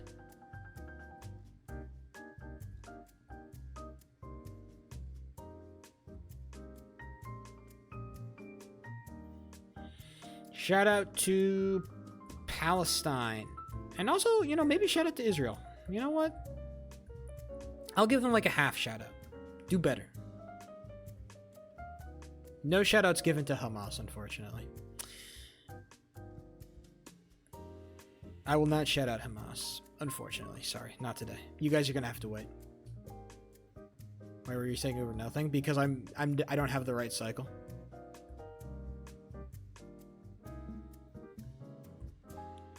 You see, there's a way that the train is supposed to couple together, and if it doesn't couple together like the way I want it to, then it means I'm not on the correct cycle and I won't hit the trick. This is the hardest trick in the run. This is a frame perfect. This is a one frame A tap. If you see my input display, you see I tap my A, or my left button in this case, for one frame. It's a frame perfect tap and then a frame perfect untap.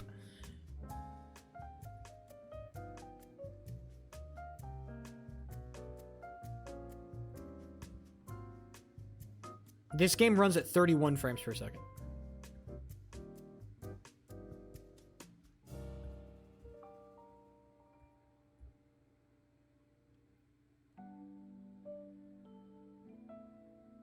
Why shout it out? Because Israel, I think Israel should maybe exist. I don't know. I tend to lean towards a two-state solution. Para me. I don't think a one-state solution is feasible. I think these people hate each other too much to try to jam them together and make them live together. That's just not happening.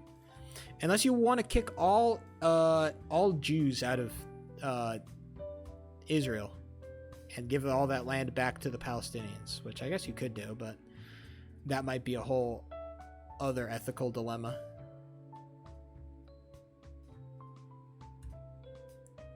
Brick your performance. I don't think they would accept that run on the leaderboards, Sneaky. Somehow.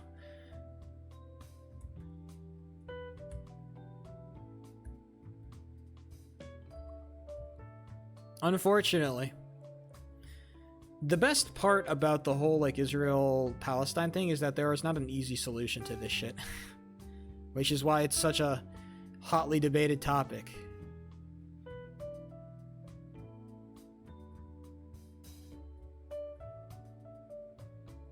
I don't think a one-state solution is going to work, and another take, I don't think a two-state solution is going to work. Unless we can tell both of them people to leave each other the fuck alone. If we could do that. But neither side wants to do that.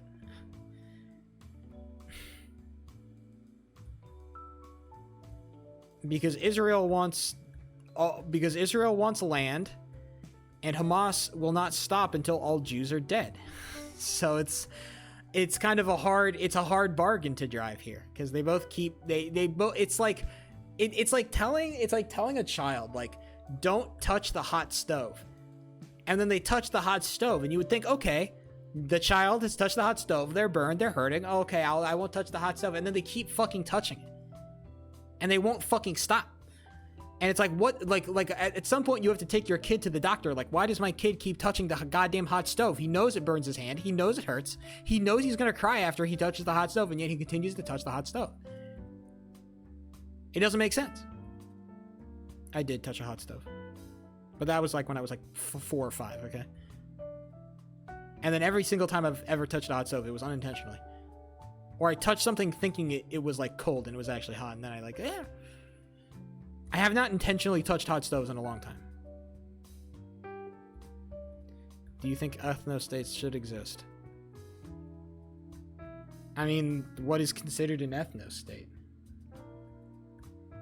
I mean, is Japan considered an ethno-state? I mean, I don't know what the immigration policy is in Israel.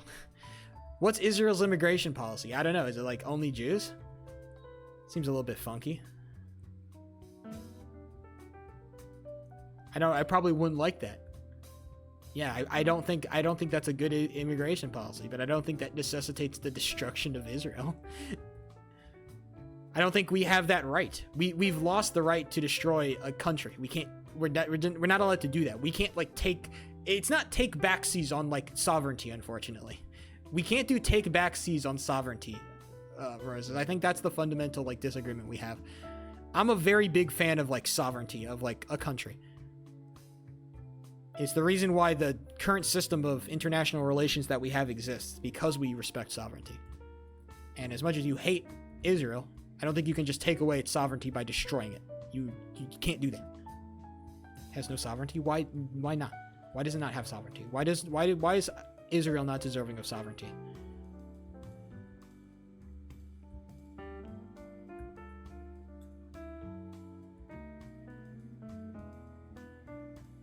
It is an illegal state. That's why. You've not answered my question.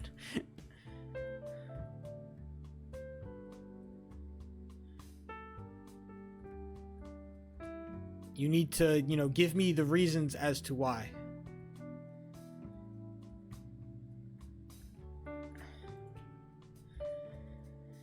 I'm actually kind of curious about this. Why is Israel an illegal state? Why don't we just arrest Israel? That's a great question. Where's the police body cam footage of fucking Israel being choked out by the police, bro? If they just show that body cam footage, bro, imagine. Israel would be all over the news. Israel seems like a shady guy, bro. I'm kind of with Sneaky here. Israel seems like a shady character. I feel like we should do something about this Israel character. What are they doing?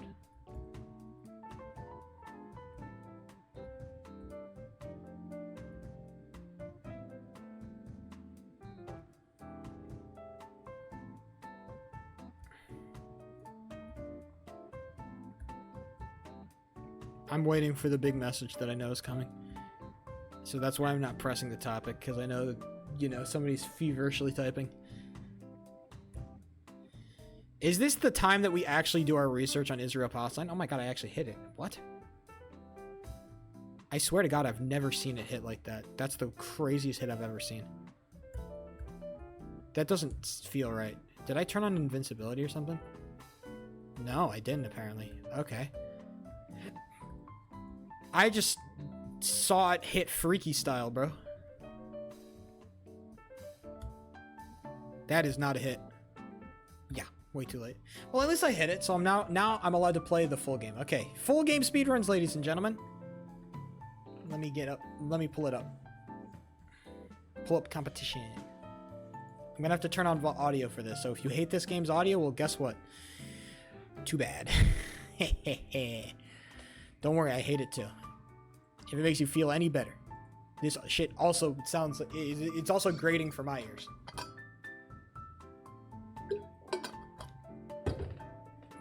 Worry not, my fellow gamers.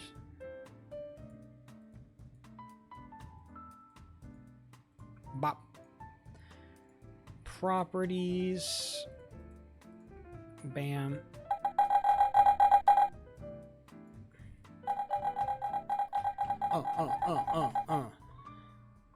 Sub 3 next year. Unfortunately true. Well, about that. You know about that. Well, you know. About that. Well, you know. Well.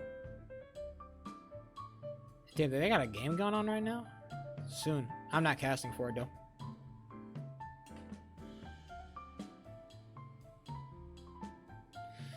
Oh, I think I'm gonna let Angry Ginger Boy take commentary. I do not want to commentate this game tonight. Maybe they want me on desk though. I want to go to sleep. I do not want to stay up. I want to sleep, not stay up.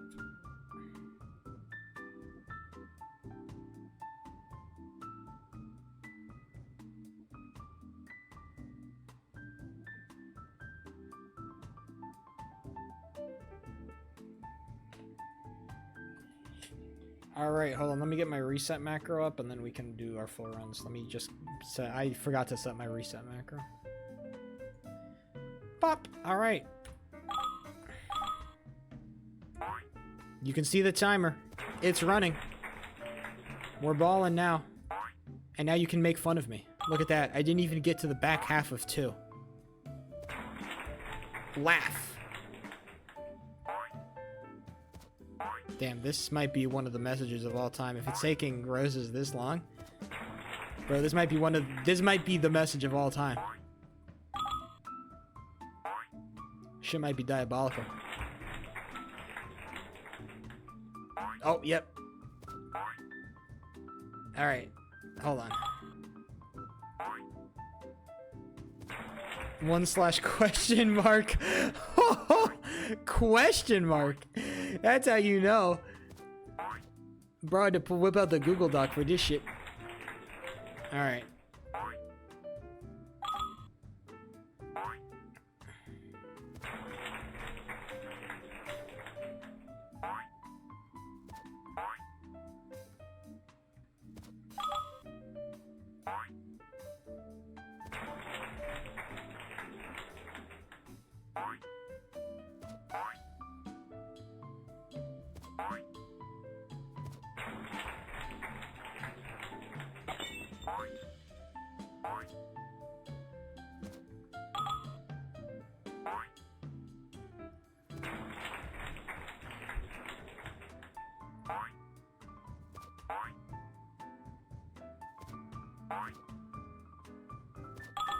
I want to get a run out of level 3 before I read it.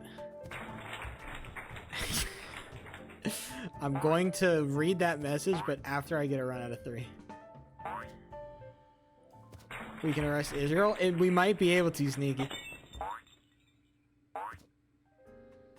Get excited.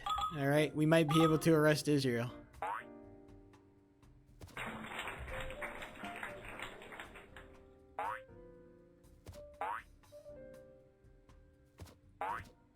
Huge if true. You know what? Actually huge if true. It would be huge. Man, it feels so good to laugh and joke about this shit because I'm a white man and none of this intrinsically affects me. Jesus Christ, I love it. It's great.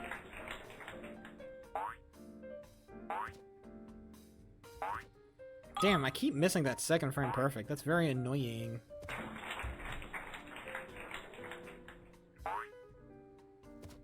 Imagine I hit this nasty like.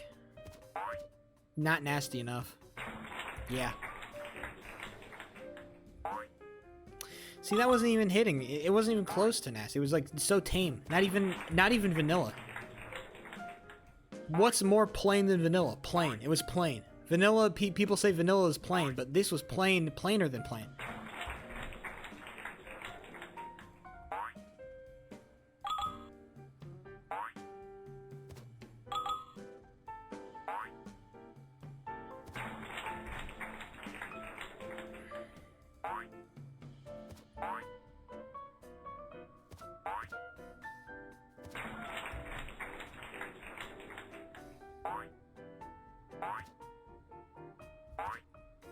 Damn, I really want to read this message, but I can't because I haven't gotten out of level 3 yet.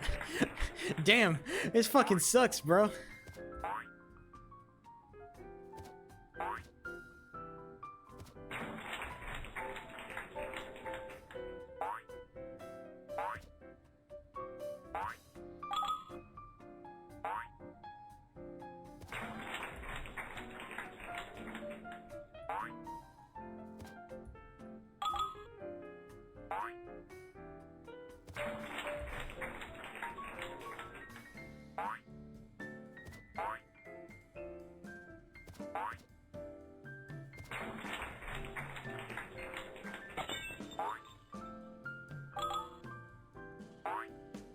What I'm going to say is that I might be a little bit... I might be a little bit, like, initially skeptical of this. Despite not being able... I might be initially skeptical on this view. And that may be because of kind of the inherent pro-Israel bias I've had for, I think, a while. Not because of, like, you know, any of the things that Israel has done, just because of the fact that Israel as a entity is generally a good thing for United States foreign policy, or at least it has been for a while. Israel has been a generally useful entity insofar as our ability to make what's the word I'm looking for?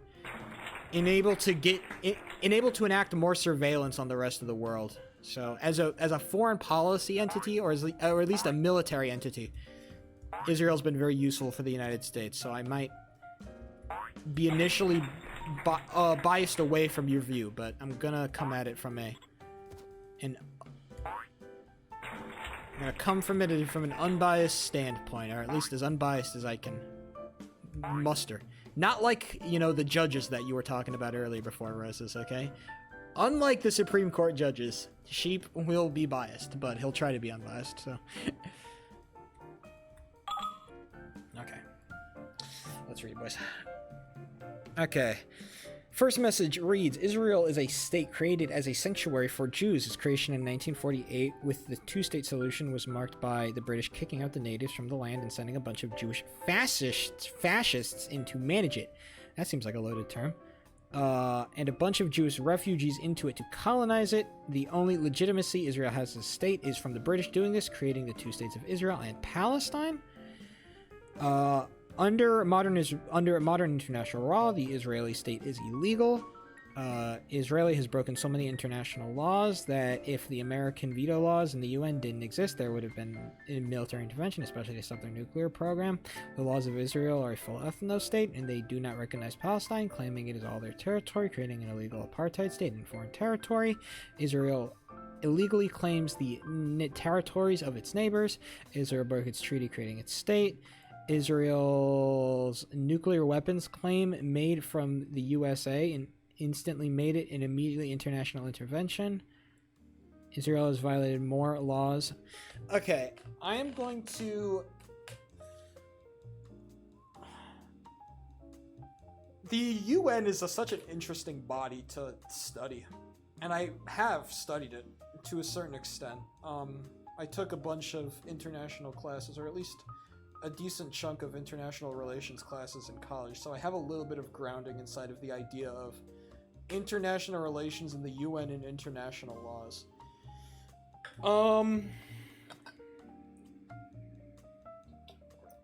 International laws generally don't mean shit, unfortunately, a lot of the time. As much as we would like them to, they don't really do anything. Just because somebody has broken an international law does not devoid them of statehood. I think that fundamentally what I'm going to come back to with all this is that we need to find some way to devoid Israel of statehood. And I think that despite you can claim that they are a immoral state, you can claim that they're a bad state, you can claim that they're an awful, no good, very bad general body of people that are awful. And I might agree with you on a lot of those points, but that still does not, just because they are bad does not mean that they are devoid of statehood. Because I think that the problems that I have with the international body being able to decide if something deserves to not be a state, not that something deserves to be a state, but something deserves to not be a state. Somebody deserves to have their statehood stripped away from them. That is a huge deal, and I don't think you understand how much of a big deal that is. Maybe you do, and maybe I'm just being condescending and I shouldn't be. But I feel like that in my head, the stripping of rights away from something to not be a state anymore is fucking insane. And so you need to have really good justification to unstate something. So let's see. Israel has broken so many international laws. Okay, that doesn't matter.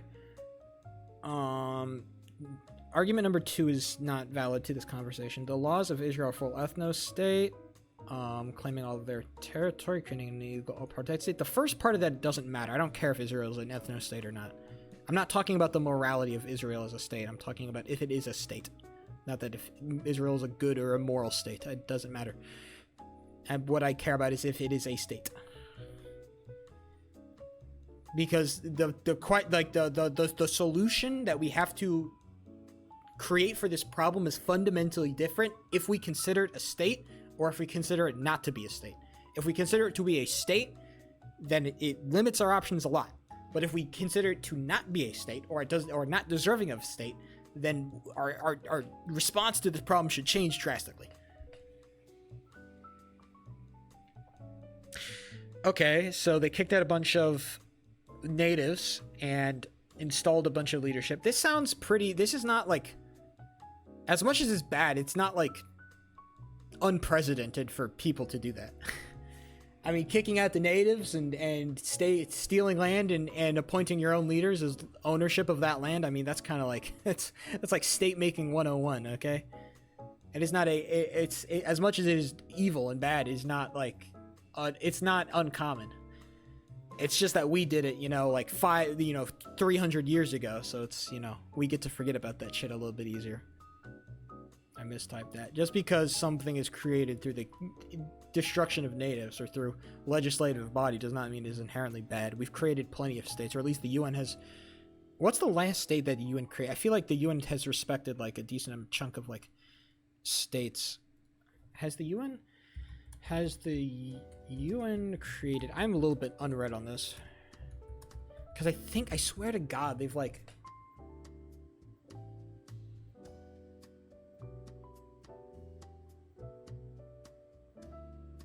I mean, yeah, new country. Yeah, South Sudan is a good example. It was on the tip of my tongue. The idea of South Sudan, because what I remember from the project I did on Sudan, I have done a little bit of study on Sudan, or at least the problems in Sudan.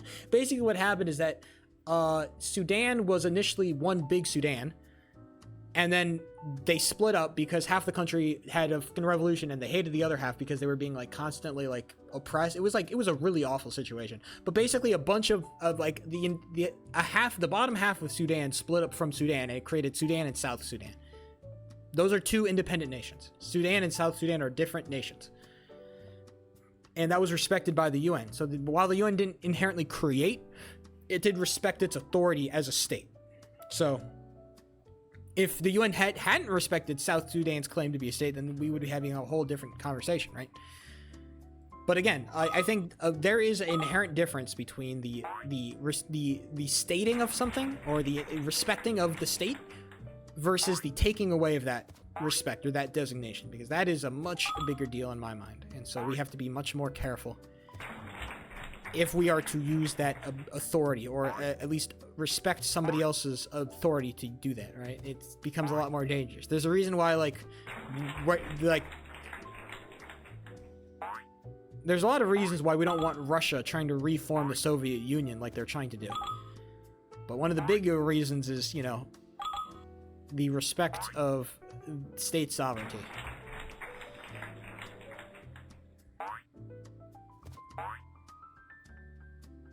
I'm not going to read your last message out of respect to your last message. Sorry, I'm not going to read your last message in respect to your last message.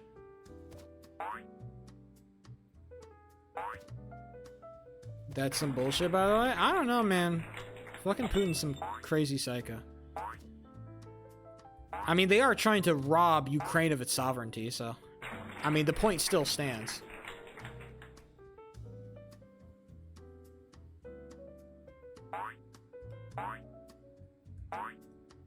It's a lot. I think it's a lot more of an agreeable position to say Russia bad than, I'm not saying it's not agreeable. I'm saying it's less controversial. There's a lot less people who might disagree with you if you were to say Russia bad. The war on Ukraine is bad. I think a lot less people would disagree on you. The only people that disagree with you are Russian-funded propaganda machines.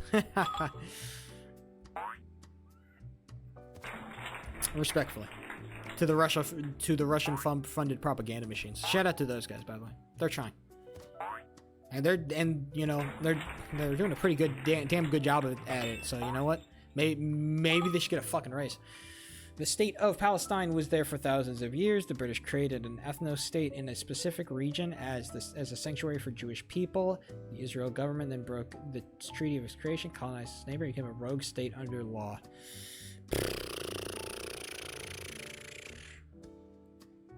Okay, I'm gonna try to formulate my thoughts on this because I think it's...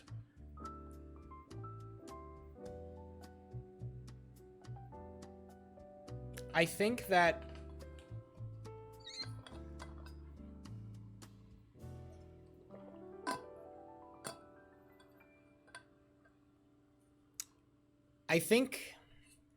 Here's my thoughts on this. How do I formulate this? Because I have a response to this, but I didn't want to think about how I formulate my response.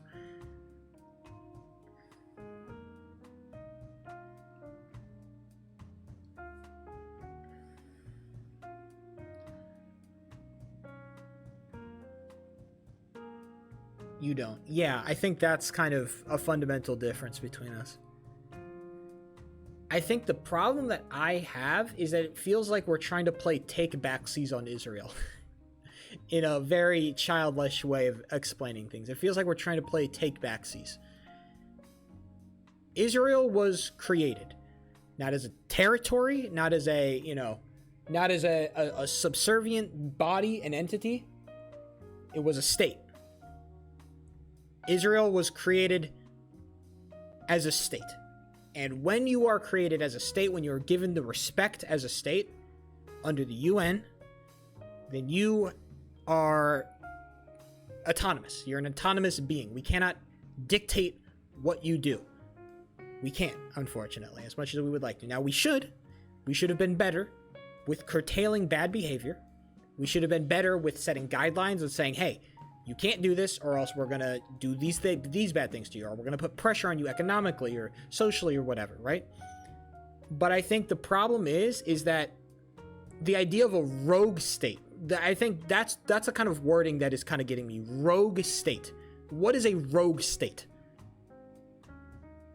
It's a state. It exists. It has its own laws, its own things. We can't unstate that. It's not. What about Iraq then? I gotta read up on Iraq, my Iraq history then, because I'm familiar with some Israel history, but I'm not. Doesn't have the right to be a state. But I don't think any of the reasons you've given, like, just because it was created in a way that you don't like doesn't mean that it is not a state. I think that's my problem, is that I can divorce for me, I divorce the concept of a mind of like how it was created versus if it's a state or not, right? I think that is where I divorce the concept. I don't like how Israel was created. I don't think that shit was like good or fun or jolly or dandy or any of that good or any of those words. But just because it was bad, created in a way that I don't like, doesn't mean that it's not a state. I don't like the way the United States was created in a lot of ways. I don't like the way that we took a lot of land. I think that shit was super nasty. The way that we basically stole Texas from Mexico, that shit was nasty as fuck. But hey, we can't change that as much as we would like to.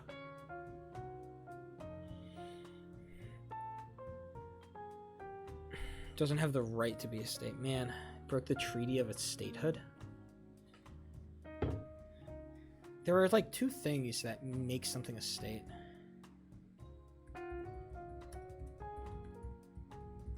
What is the treaty of its, like, what is like dependent on being a state?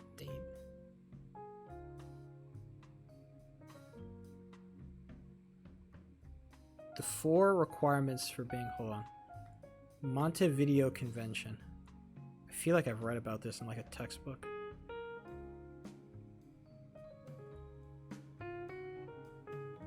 Montevideo Convention of Rights and Duties of States. In most cases, the only avenue open to self-determination for colonial the compilations was to achieve international legal personality as a nation-state. The majority of delegates, in most cases, the state. Okay, Article 1 says the criteria for a state or a person. The state as a person of international law should possess the following qualifications: a permanent population, a defined territory, government, and the capacity to enter into relations with the other states. Yeah. Okay. Israel kind of hits all those. States that the political existence of the state is independent. Hold on, let me pull up what I'm reading. I have the power. I'm reading the Wikipedia article about the Montevideo Convention. Yes, Israel. The political existence of a state is independent of recognition by the other states. Oh, this is known as the declarative theory of statehood. It stands in contrast to the constitutive theory of statehood, in which the state exists only insofar as it is recognized with other states. I'm probably more in line with this sentence, that states are only states if they're recognized by other states as states. That's probably, I think, a little bit more correct in the reality. And that's kind of all political theory is. Like political theory especially is trying to ascribe like a theory to what we see happening in the real world, right? This is not like It's like science in that way, where we're not like making stuff up and then things happen because of that way. We're making stuff up to try to explain why things happen. And then North Korea isn't. Well, I mean, do we respect North Korea as a state? I guess not like by the UN standards, but I mean, it feels like they kind of meet all these hits and people treat them like they are a state. Or at least they don't like fucking disrespect their land and try to steal it from them. They're putting up some kind of fight to protect their territory. So as much as maybe we don't see them as a state or like define them as a state in like UN, it feels like we treat them as a state. I mean, we're in trade talks with. Despite what we might say officially in the UN, everybody treats them like a state. So therefore, they are a state. I think that is still in line with the constitutive theory of statehood. As long as we like everybody treats them as if they are a state, so they are a state. No matter what the UN says or respects, right? The UN is inherently a political body, so what they say is a political thing, right? Citing two different theories. I'm not. Maybe? I don't know. Now we're kind of in the sauce here a little bit.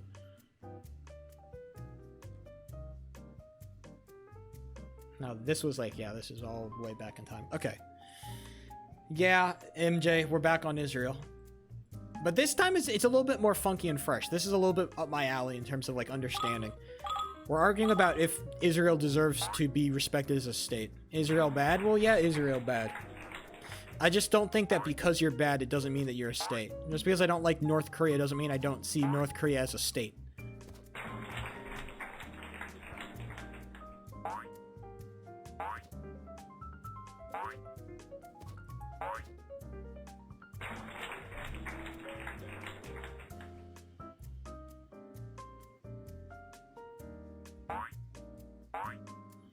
But then I think that brings up, I think North Korea is actually a really good example because it like,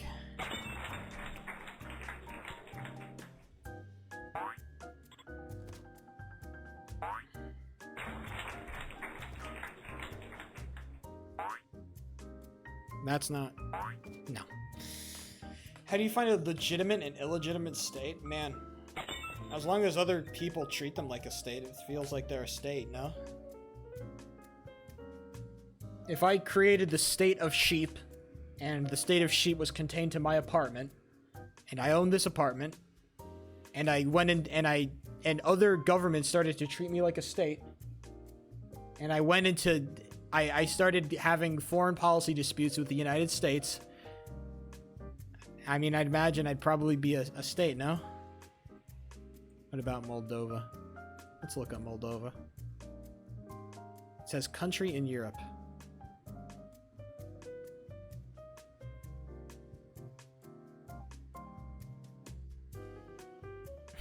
Moldova, I mean, it says country, so I kind of another point to the sheepster.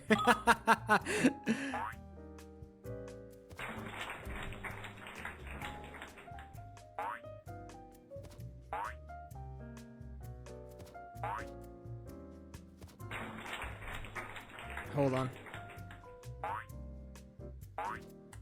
Damn, I missed level 3. What about Transistia? I feel like I've heard about this thing.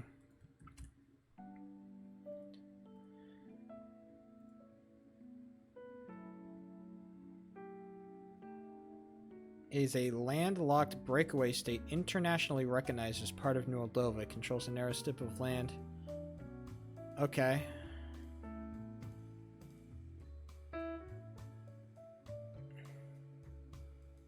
Part of the ceasefire agreement, a three-party Moldova, Russia, and Transnistria.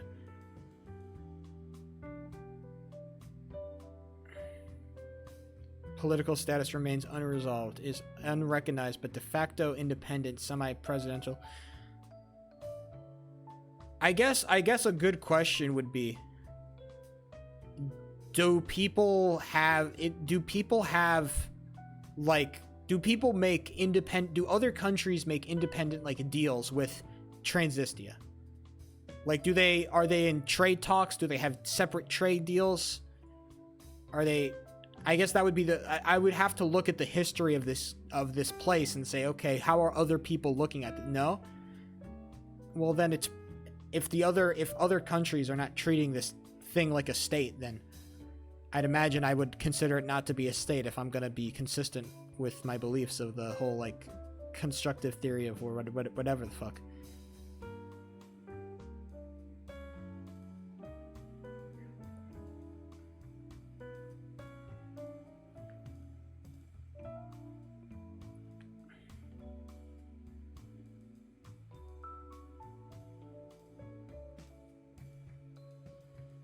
Man, I would need to do way more research before I gave you an example of this. Yeah, this seems like a whole, like... Yeah, this is where shit gets... It's where on the shit gets complicated on the margins here. Yikes. This is really fucky. Transnistria is wholly reliant on Moldova to allow imports through its own borders because Ukraine sealed its border with Transnistria.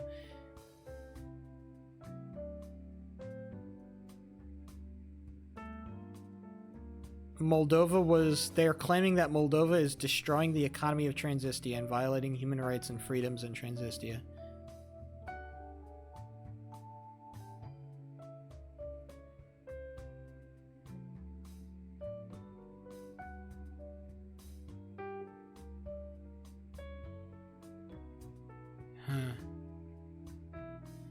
Interesting.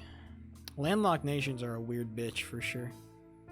Not having any sea access is definitely, it makes you a little bit of a funky, fresh little being. Man, you can't just say it is literally a state and then win the argument. You can't. I wish you would stop saying shit like that, Roses, respectfully. This is what makes you think that half of what you say is rage bait. You can't just say, like, no, but it's literally is the thing. Like, that's not, it's not an argument. Well, no, it's not even that an argument. It's just not even a good point. Like, why even say it? Why even say, I don't know. We're not arguing, but it's like, it's not, it doesn't add to the conversation at all.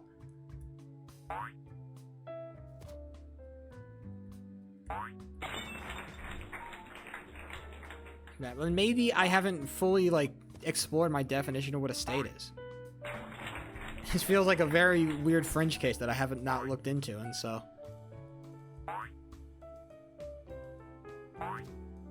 I will say, I'm not a... Oh, wait, hold on. I'm kind of on a run here. Hold on. I'll come back to this argument. No way I get it right here. Hold on, I'm on a run. Hold on. Let me cook.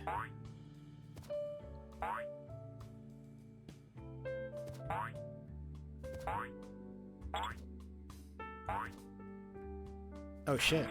Hold on.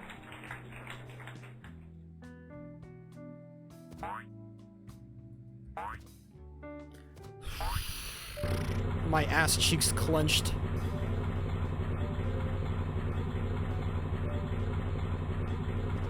I didn't go for the jump. My car was fucking... Just go, car, just go, car, just go! I lost so much time.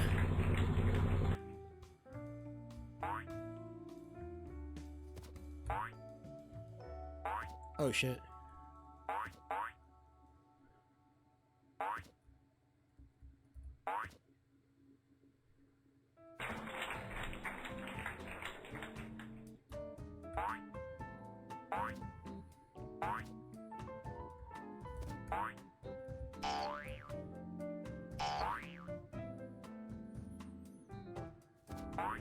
You're fucking kidding me!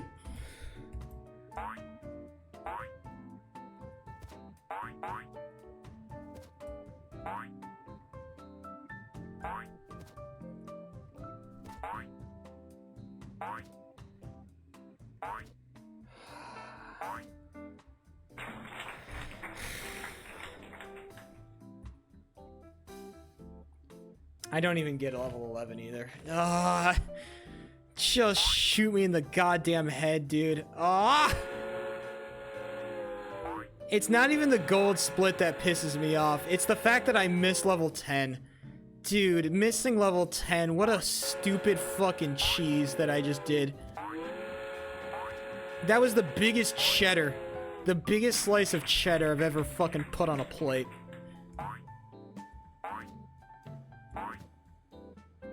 Oh, fuck me, dude. That sucks. What am I gonna get? A 3... Just above a 320. Oh my god. I could cry.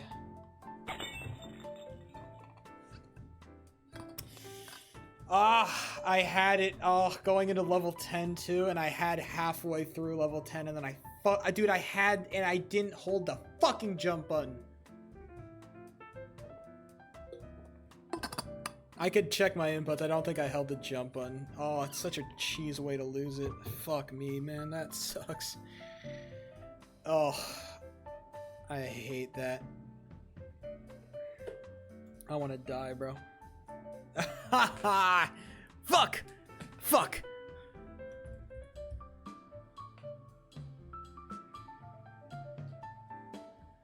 My boy Izzy just DM'd me. Shout out. He's...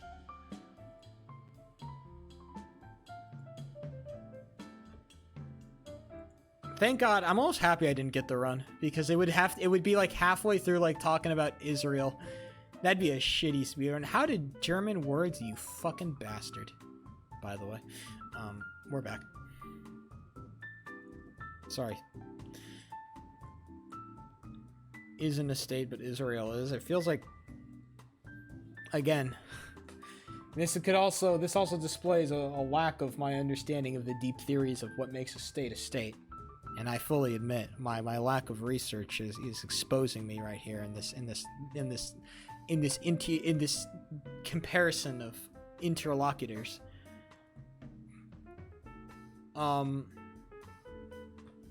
But it feels like people treat Israel more like a state than Transistia.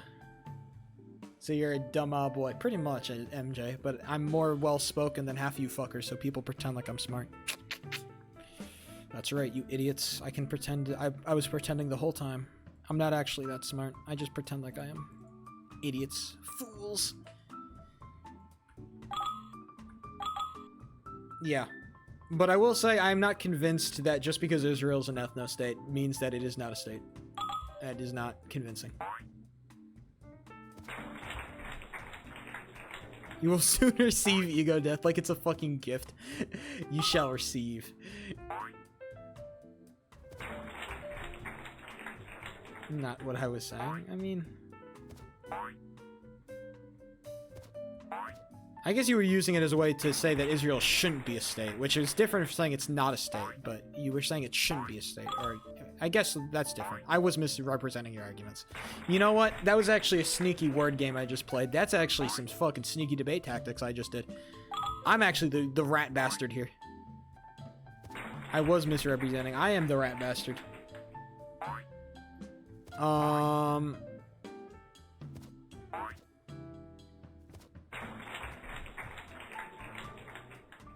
Yeah.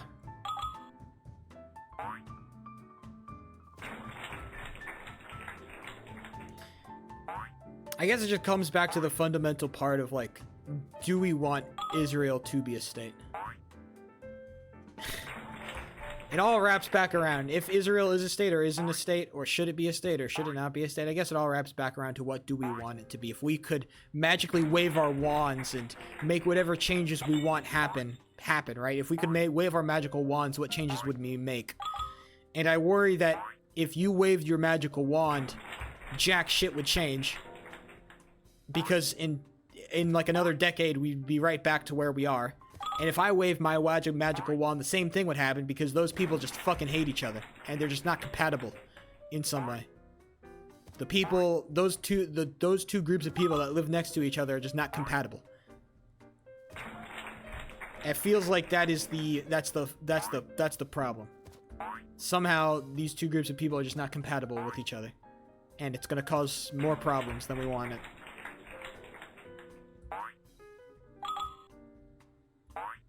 With UN observers, but the UN, but the US doesn't want to do that. And nobody else will provide funding to the UN besides the United States. The UN won't do it. That costs money. And you know who funds the UN? I'll let you take one guess.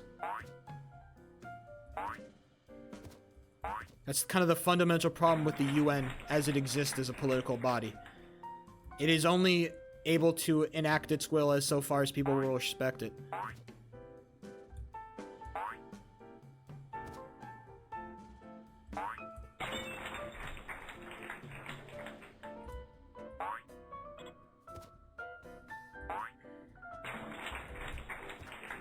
Okay, that's not what I was talking about at all.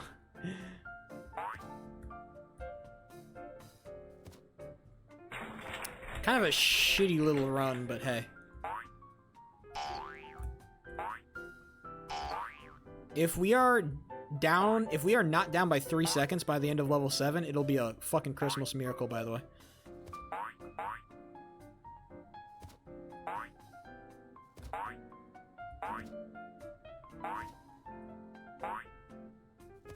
Jesus. You said they hate each other? Yeah, they hate each other. As in, there's probably a bunch of people on both sides that if they just talk to each other, they'd probably like each other. But there's also a stronger, more substantive voice of people, like most things. The things that we hear are like the most extreme versions of that ideology. I'd imagine most people are a lot more agnostic towards the existence of the other party. Or at least the mass majority of citizens. The problem is the big loud voices on the Israel side are saying all Palestinians are fucking animals, and the big voice in the Palestinian side is saying we need to kill Israel until it's dead. And those two voices are not compatible. This is not just, you're acting like this is just an Israel problem. This is like only Israel is causing issues. It's not. We can argue that Israel is causing most of the problems. We can argue that Israel is causing the majority of problems, but we cannot argue that they are causing all of the problems. Because as long as Hamas exists, we cannot solve the crisis. As long as Hamas exists, there cannot be peace. Unfortunately, it's just not possible. Fuck you, Beige Sheep. What am I thinking of? Stupid Shinji. Fuck you, stupid Shinji. Was created? Okay, I don't care how it was created. It's fundamental. Is it fundamental? Is its mission statement not to destroy Israel? I would be shocked if Hamas would just stop attacking Israel. If Israel stopped attacking, if Israel pulled out all of its troops today and said no more, we're done, we're out, we're gone, we're not talking to Palestine anymore, we're done. I don't think that would stop Hamas. Something tells me that would not stop Hamas. What's the Israeli mystery saying? Oh, fuck, man. I don't know. Probably, I'd imagine you're going to say something similar to Hamas. All right? And so those two things are not compatible, okay?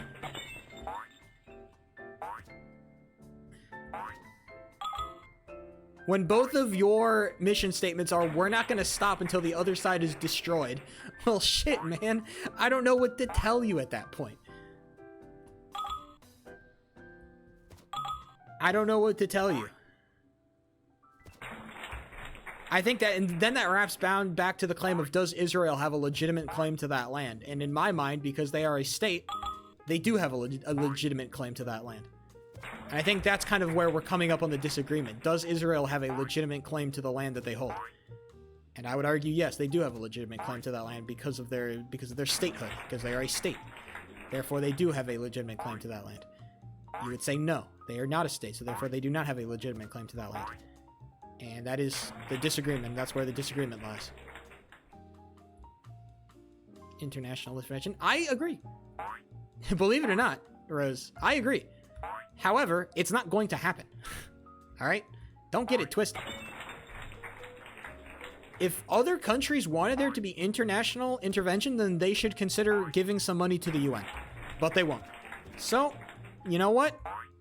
Until the UN becomes an entity that is not solely funded by the United States, then it will become an entity that is not solely created to fulfill the desires of the United States.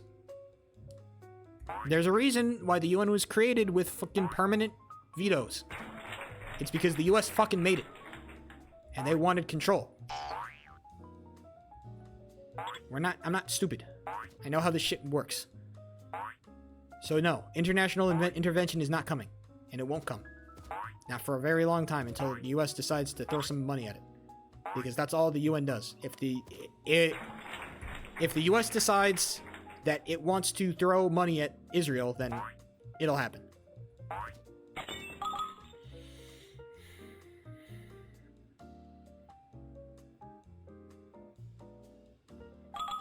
Okay. I'm sure you're probably correct or whatever, but the fact of what I just said still remains. As much as we would like that to happen, I think international intervention would be a good thing. I don't think anybody disagrees. However, it's not going to happen. And that's because I'm gonna point this away. As much as I would like the US to to put some money into it, they're not going to. The US doesn't give a shit enough. They also recognize Israel as a strategic partner. Unfortunately, U.S. interests are a little bit compromised on this particular issue, as I would imagine any country's interests are compromised on this issue. When you start talking about governments, all their interests are compromised. Human rights are not the #1 priority for every single country on Earth, unfortunately. I know. It sucks, but people are not nice. If your government would stop giving billions to Israel, maybe they could use that money for a peace plan. Maybe if any other country gave even a fraction of their money to the UN, then they could actually do some shit, but they won't. All right, there's a reason why literally we've had to have President Trump and President Biden fight and argue with fucking other nations in NATO to even get them to contribute the 2% that they promised to contribute to their fucking military budget, or at least to NATO. There's a reason we've had to fight and fucking beg for it. Because they refuse to do it. Because people like to live underneath the United States defense umbrella. This is something I'll defend the United States on. Alright? I don't like the US all that much foreign policy-wise, but this is something I will defend them on. Everybody gets to live under the blanket of the United States defense umbrella. And they do not fucking contribute. And it's really annoying. I don't like that. I think that shit is not good. If you're going to be part of an alliance or part of the United Nations, you have to be an active contributor to it. You can't just sit there and vote. Absolute power. America's not the only place that has absolute power. You forget. There's also 4 other member states that have permanent power. Guess what? I don't like that shit either.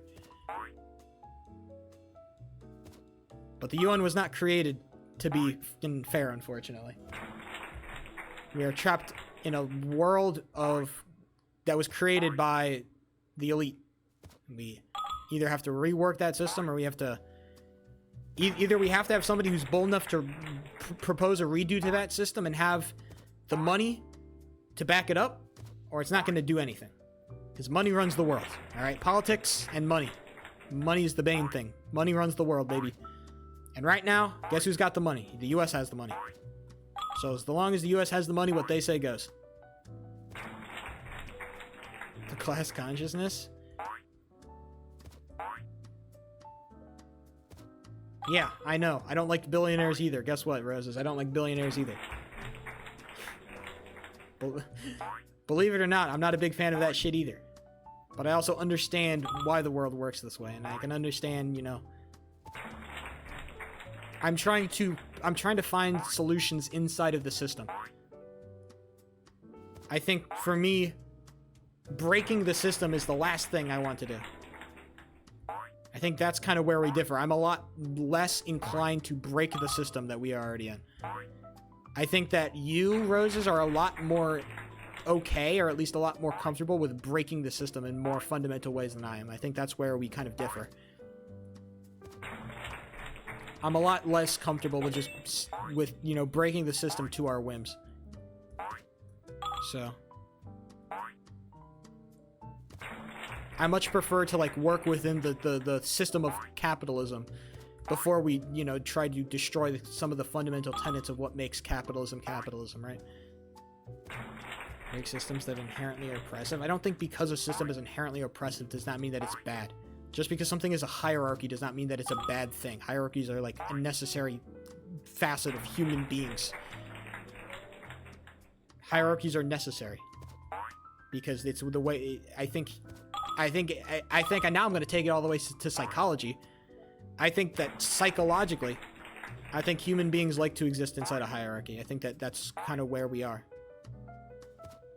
But it's the question of unjust hierarchies versus just hierarchies. And I feel like capitalism, in its base form, in its original conception, in the original ideal of capitalism, as the same with communism, it is entirely moral. It's just that, you know, the transitory effects of that system are immoral. I think we can solve that through government action. I think government action can solve a lot of the problems that we face under the current system. That's my opinion. And I think before we start thinking of ways that we need to destroy the system or break fundamental parts of the system, I think we need to first ask how much can we do inside of the system? How much can we use our governments to shape our lives before we start saying, okay, maybe we need to reform the governments or reform the system that the governments operate in. That's all I'm saying. Holy hyper tap.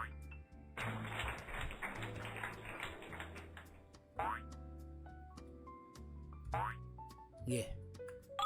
Quotes Marx without realizing? I probably do. Believe it or not. There's a reason why Marx is still taught in college classes today. It's not because Marx was a complete dumbass, as much as, you know, many people would like to tell you. I'm not the biggest fan of Marx, but I can also recognize that he was he was influential.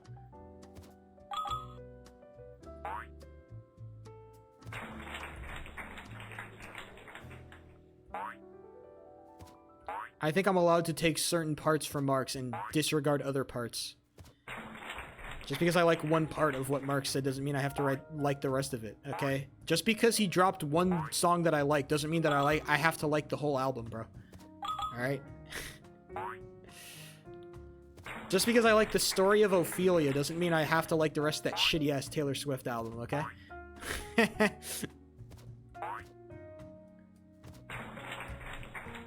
I didn't listen to the album. That's so true. You made it up? I did all of that. I did all of that, Riz. Sorry, I'll pick up the audiobook. I didn't do any of that shit. It is so true. Should we do a Marx reading stream? Is this the content that we're looking for?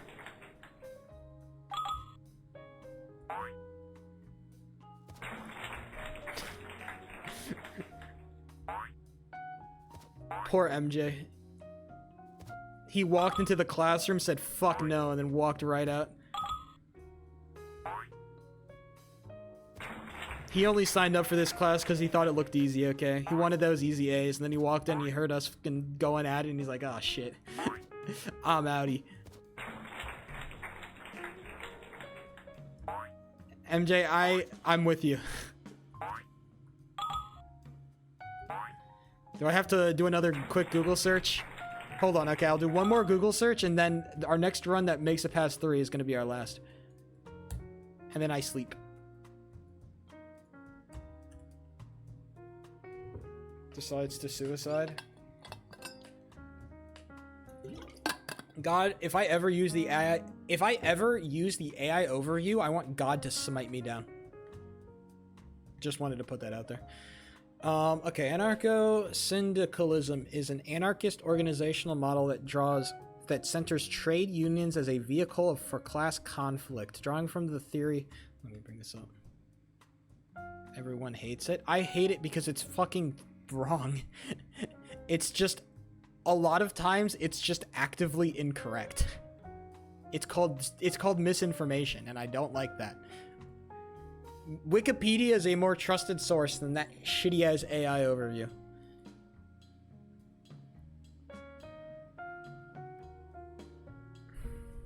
What is syndicalism? Unionize or workers. Okay. So syndicalism is unions. We want unions.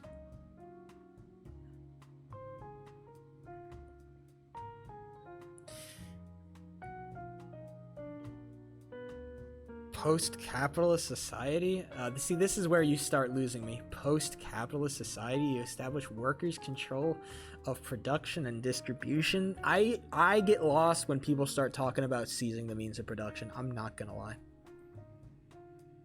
That's my hot take. That's when you start to lose me. When you start trying to seize the means of production.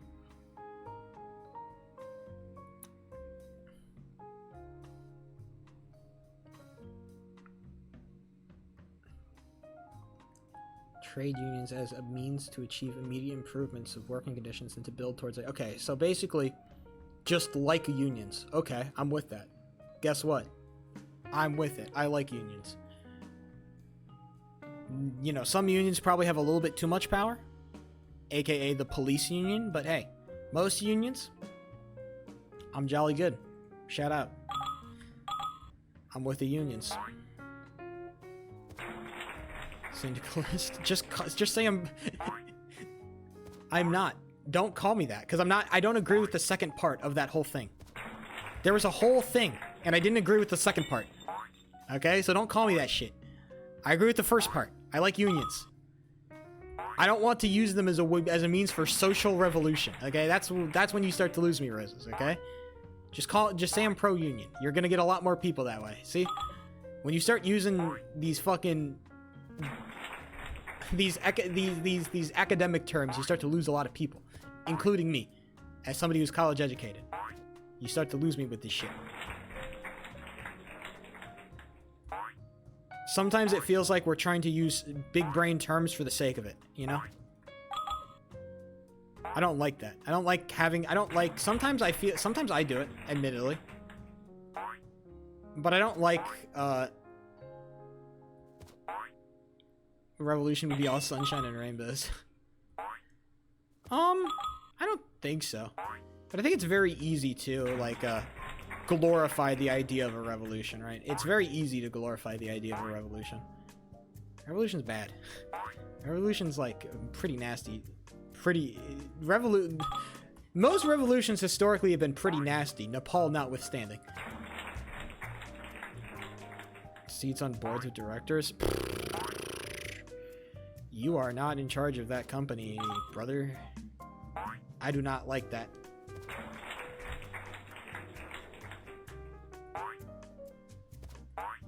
Because I think, like, fundamentally, you have to wrap that back around to the creation of a company.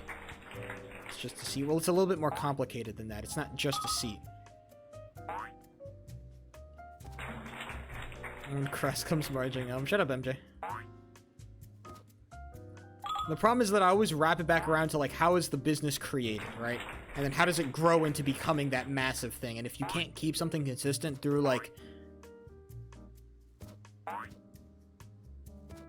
it feels like if you can't keep a lot of, like, the fundamental ways a company should run or should be mandated to run, if you can't keep that consistent throughout, like, its entire life cycle, then I start to be concerned about how ethical it is. Because a lot of the policies I think that we promote, they sound very good at, like, the top level, at, like, the large, gigantic businesses.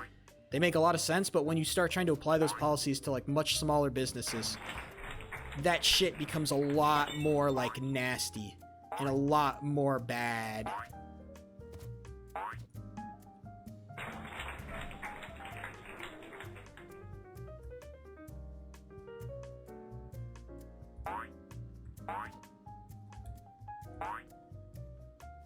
I'll answer that question once I'm off my run.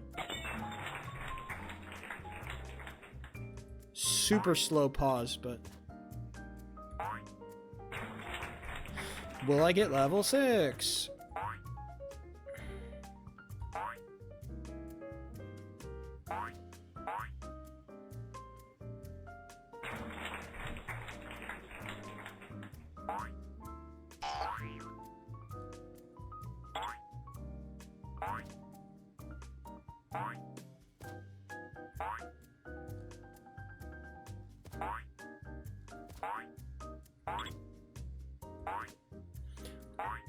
Oh, I should have held jump. Fuck, I had it. I didn't hold. I didn't hold jump. Why didn't I hold jump? I'm throwing. Okay, well, that's game. God, what a stupid way to throw a run. Okay. It's a regulatory enterprise for an enterprise that gives workers a representation, which scientifically, okay, I don't care about what increases production. What I care about is what makes sense and what's fair, right? What's fair is that I am Mr. Company Owner, and I own a company, and I start a company, and I say I want to start my lawn cutting business. And I'm going to wake up every day, and I'm going to get I'm going to go do door-to-door sales. I'm going to get clients. I'm going to cut their lawns, and they're going to pay me. And that's my lawn cutting business. And I have it filed. I have all the correct regulation. I'm a business. I own my lawn cutting business. And let's say I want to grow my lawn cutting business, and I want to add another worker. And I hire another guy, and he's working for me, and he also cuts lawns, and he gets paid. And my business keeps growing. I keep getting more customers. So I add, 3 more people and 5 more people, then 10 more people. Now I've got 15 people, 15 employees working for my lawn cutting business. Not all of them cut lawns. Most of them cut lawns. But I have 14 people cutting lawns and one guy, managing the people who cut the lawns. He's doing all the business stuff. The legal regulatory there. He's making sure they're getting paid. I'm the owner. I'm managing all that stuff, right? So how much do I have to grow my lawn cutting business before I have to give up my control of that company? Because I still have control of that company. I was the one who is invested. I was the one who took the risk, and I'm the one who has the most risk. I'm the owner of the company. If that company goes under, if my lawn cutting business doesn't get any more customers, guess who gets his shit rocked the most? Me. I lose all my shit. What if I want a board of directors? What if I decide in my lawn cutting business that I have... What if I decide... Man, going public is such a weird thing. Oh man, going public is might be where the problems are. Maybe not the fundamental business part. I think the problem is that it's going to go unemployed and lose their livelihoods. But it's a fundamentally less... It's a less of a... It fundamentally, they can get... I hate this... Okay. They can get a new fucking job is my simple answer. But the more complicated answer is that they have less to lose. They have less liability and they took less risk. So they deserve less reward. You didn't take the risk, you don't get the reward. All right? I took the risk of starting my goddamn lawn cutting business. Holy stutter? Yes, I know. I'm destroyed. Clip it and put it on goddamn TikTok or something. I started my lawn cutting business. I took the risk. I put in the investment to start this lawn cutting business. I deserve the rewards for that.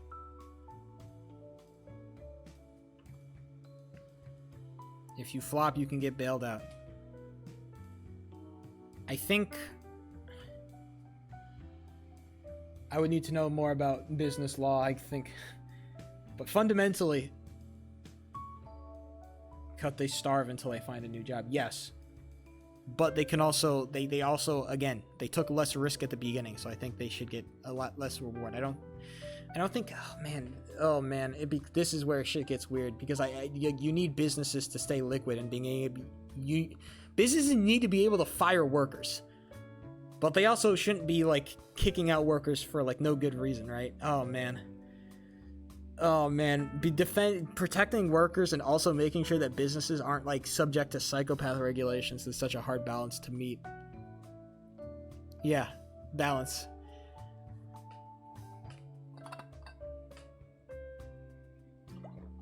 There has to be balance.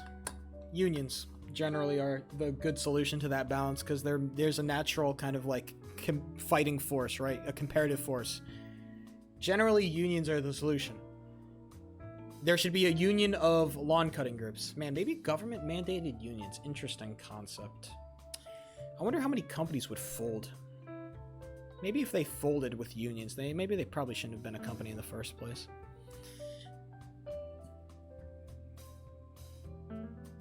I think unions are a good place to start, or at least government mandated unions. Fine for you?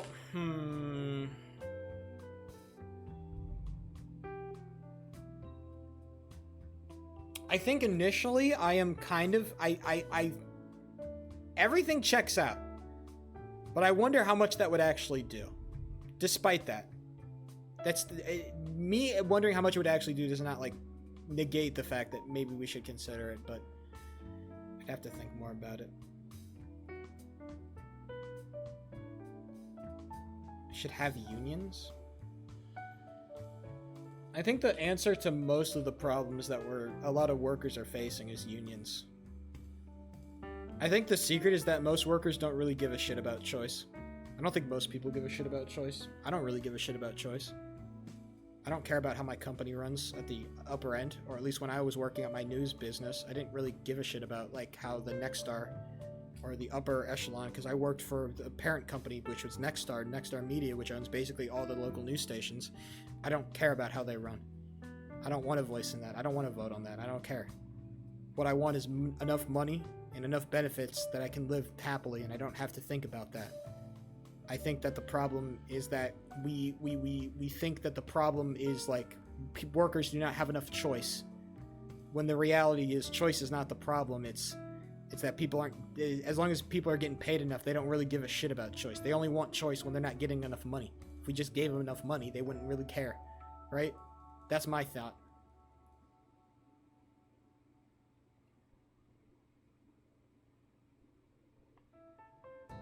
I think people should just get paid more. That's my final take.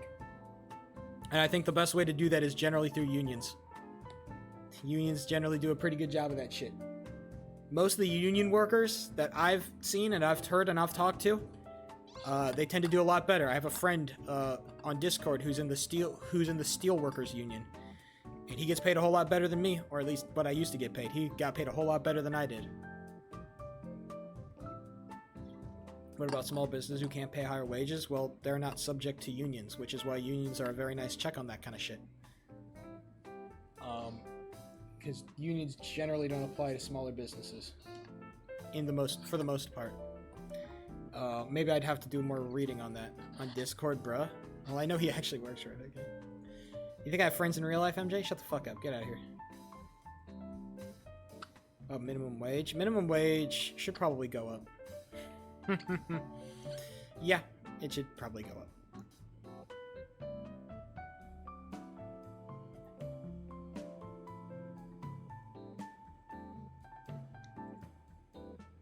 Should the minimum wage be a living wage? What's a living wage?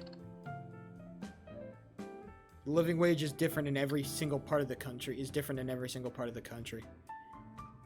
I think using the minimum wage as a proxy for living wage is not good. Because let me tell you, as somebody who lived in 2 different states for an extended period of time, the living wage in Nevada is far different from the living wage in fucking California.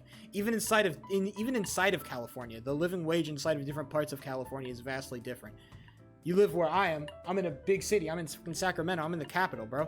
The living wage is a lot higher here than it is in a place like fucking nowhere bumfuck town Farmville. Okay? It was made to be a living wage. I don't think that's a good use for that thing. I don't care what FDR used it for. I think that's a stupid way to use it, because you're using a very broad brush to paint what needs to be a very specific thing. Because you risk, if you make the minimum wage too high, you risk killing all economic activity in a state, or at least a vast majority of economic activity in a state. If you paint with too broad a brush, you will end up fucking up a lot of things. There can be a lot of, like, you have to be very careful with that kind of shit, alright? You jack the minimum wage up to, like, $25 an hour, you might fuck over a lot of businesses. A lot of small businesses and a lot of people. It might be bad. But either way, welcome back to Sheepo3 talking about stuff he has a moderate interest / research in. I'm gonna get out of here. I will be back on Thursday, maybe at a more reasonable time. Probably not, though, since we are doing our wake up early, go to bed early type shit. Because I'm trying to watch my esports events. Either way, fun conversation. Roses, not rage baiting, finally. Bless.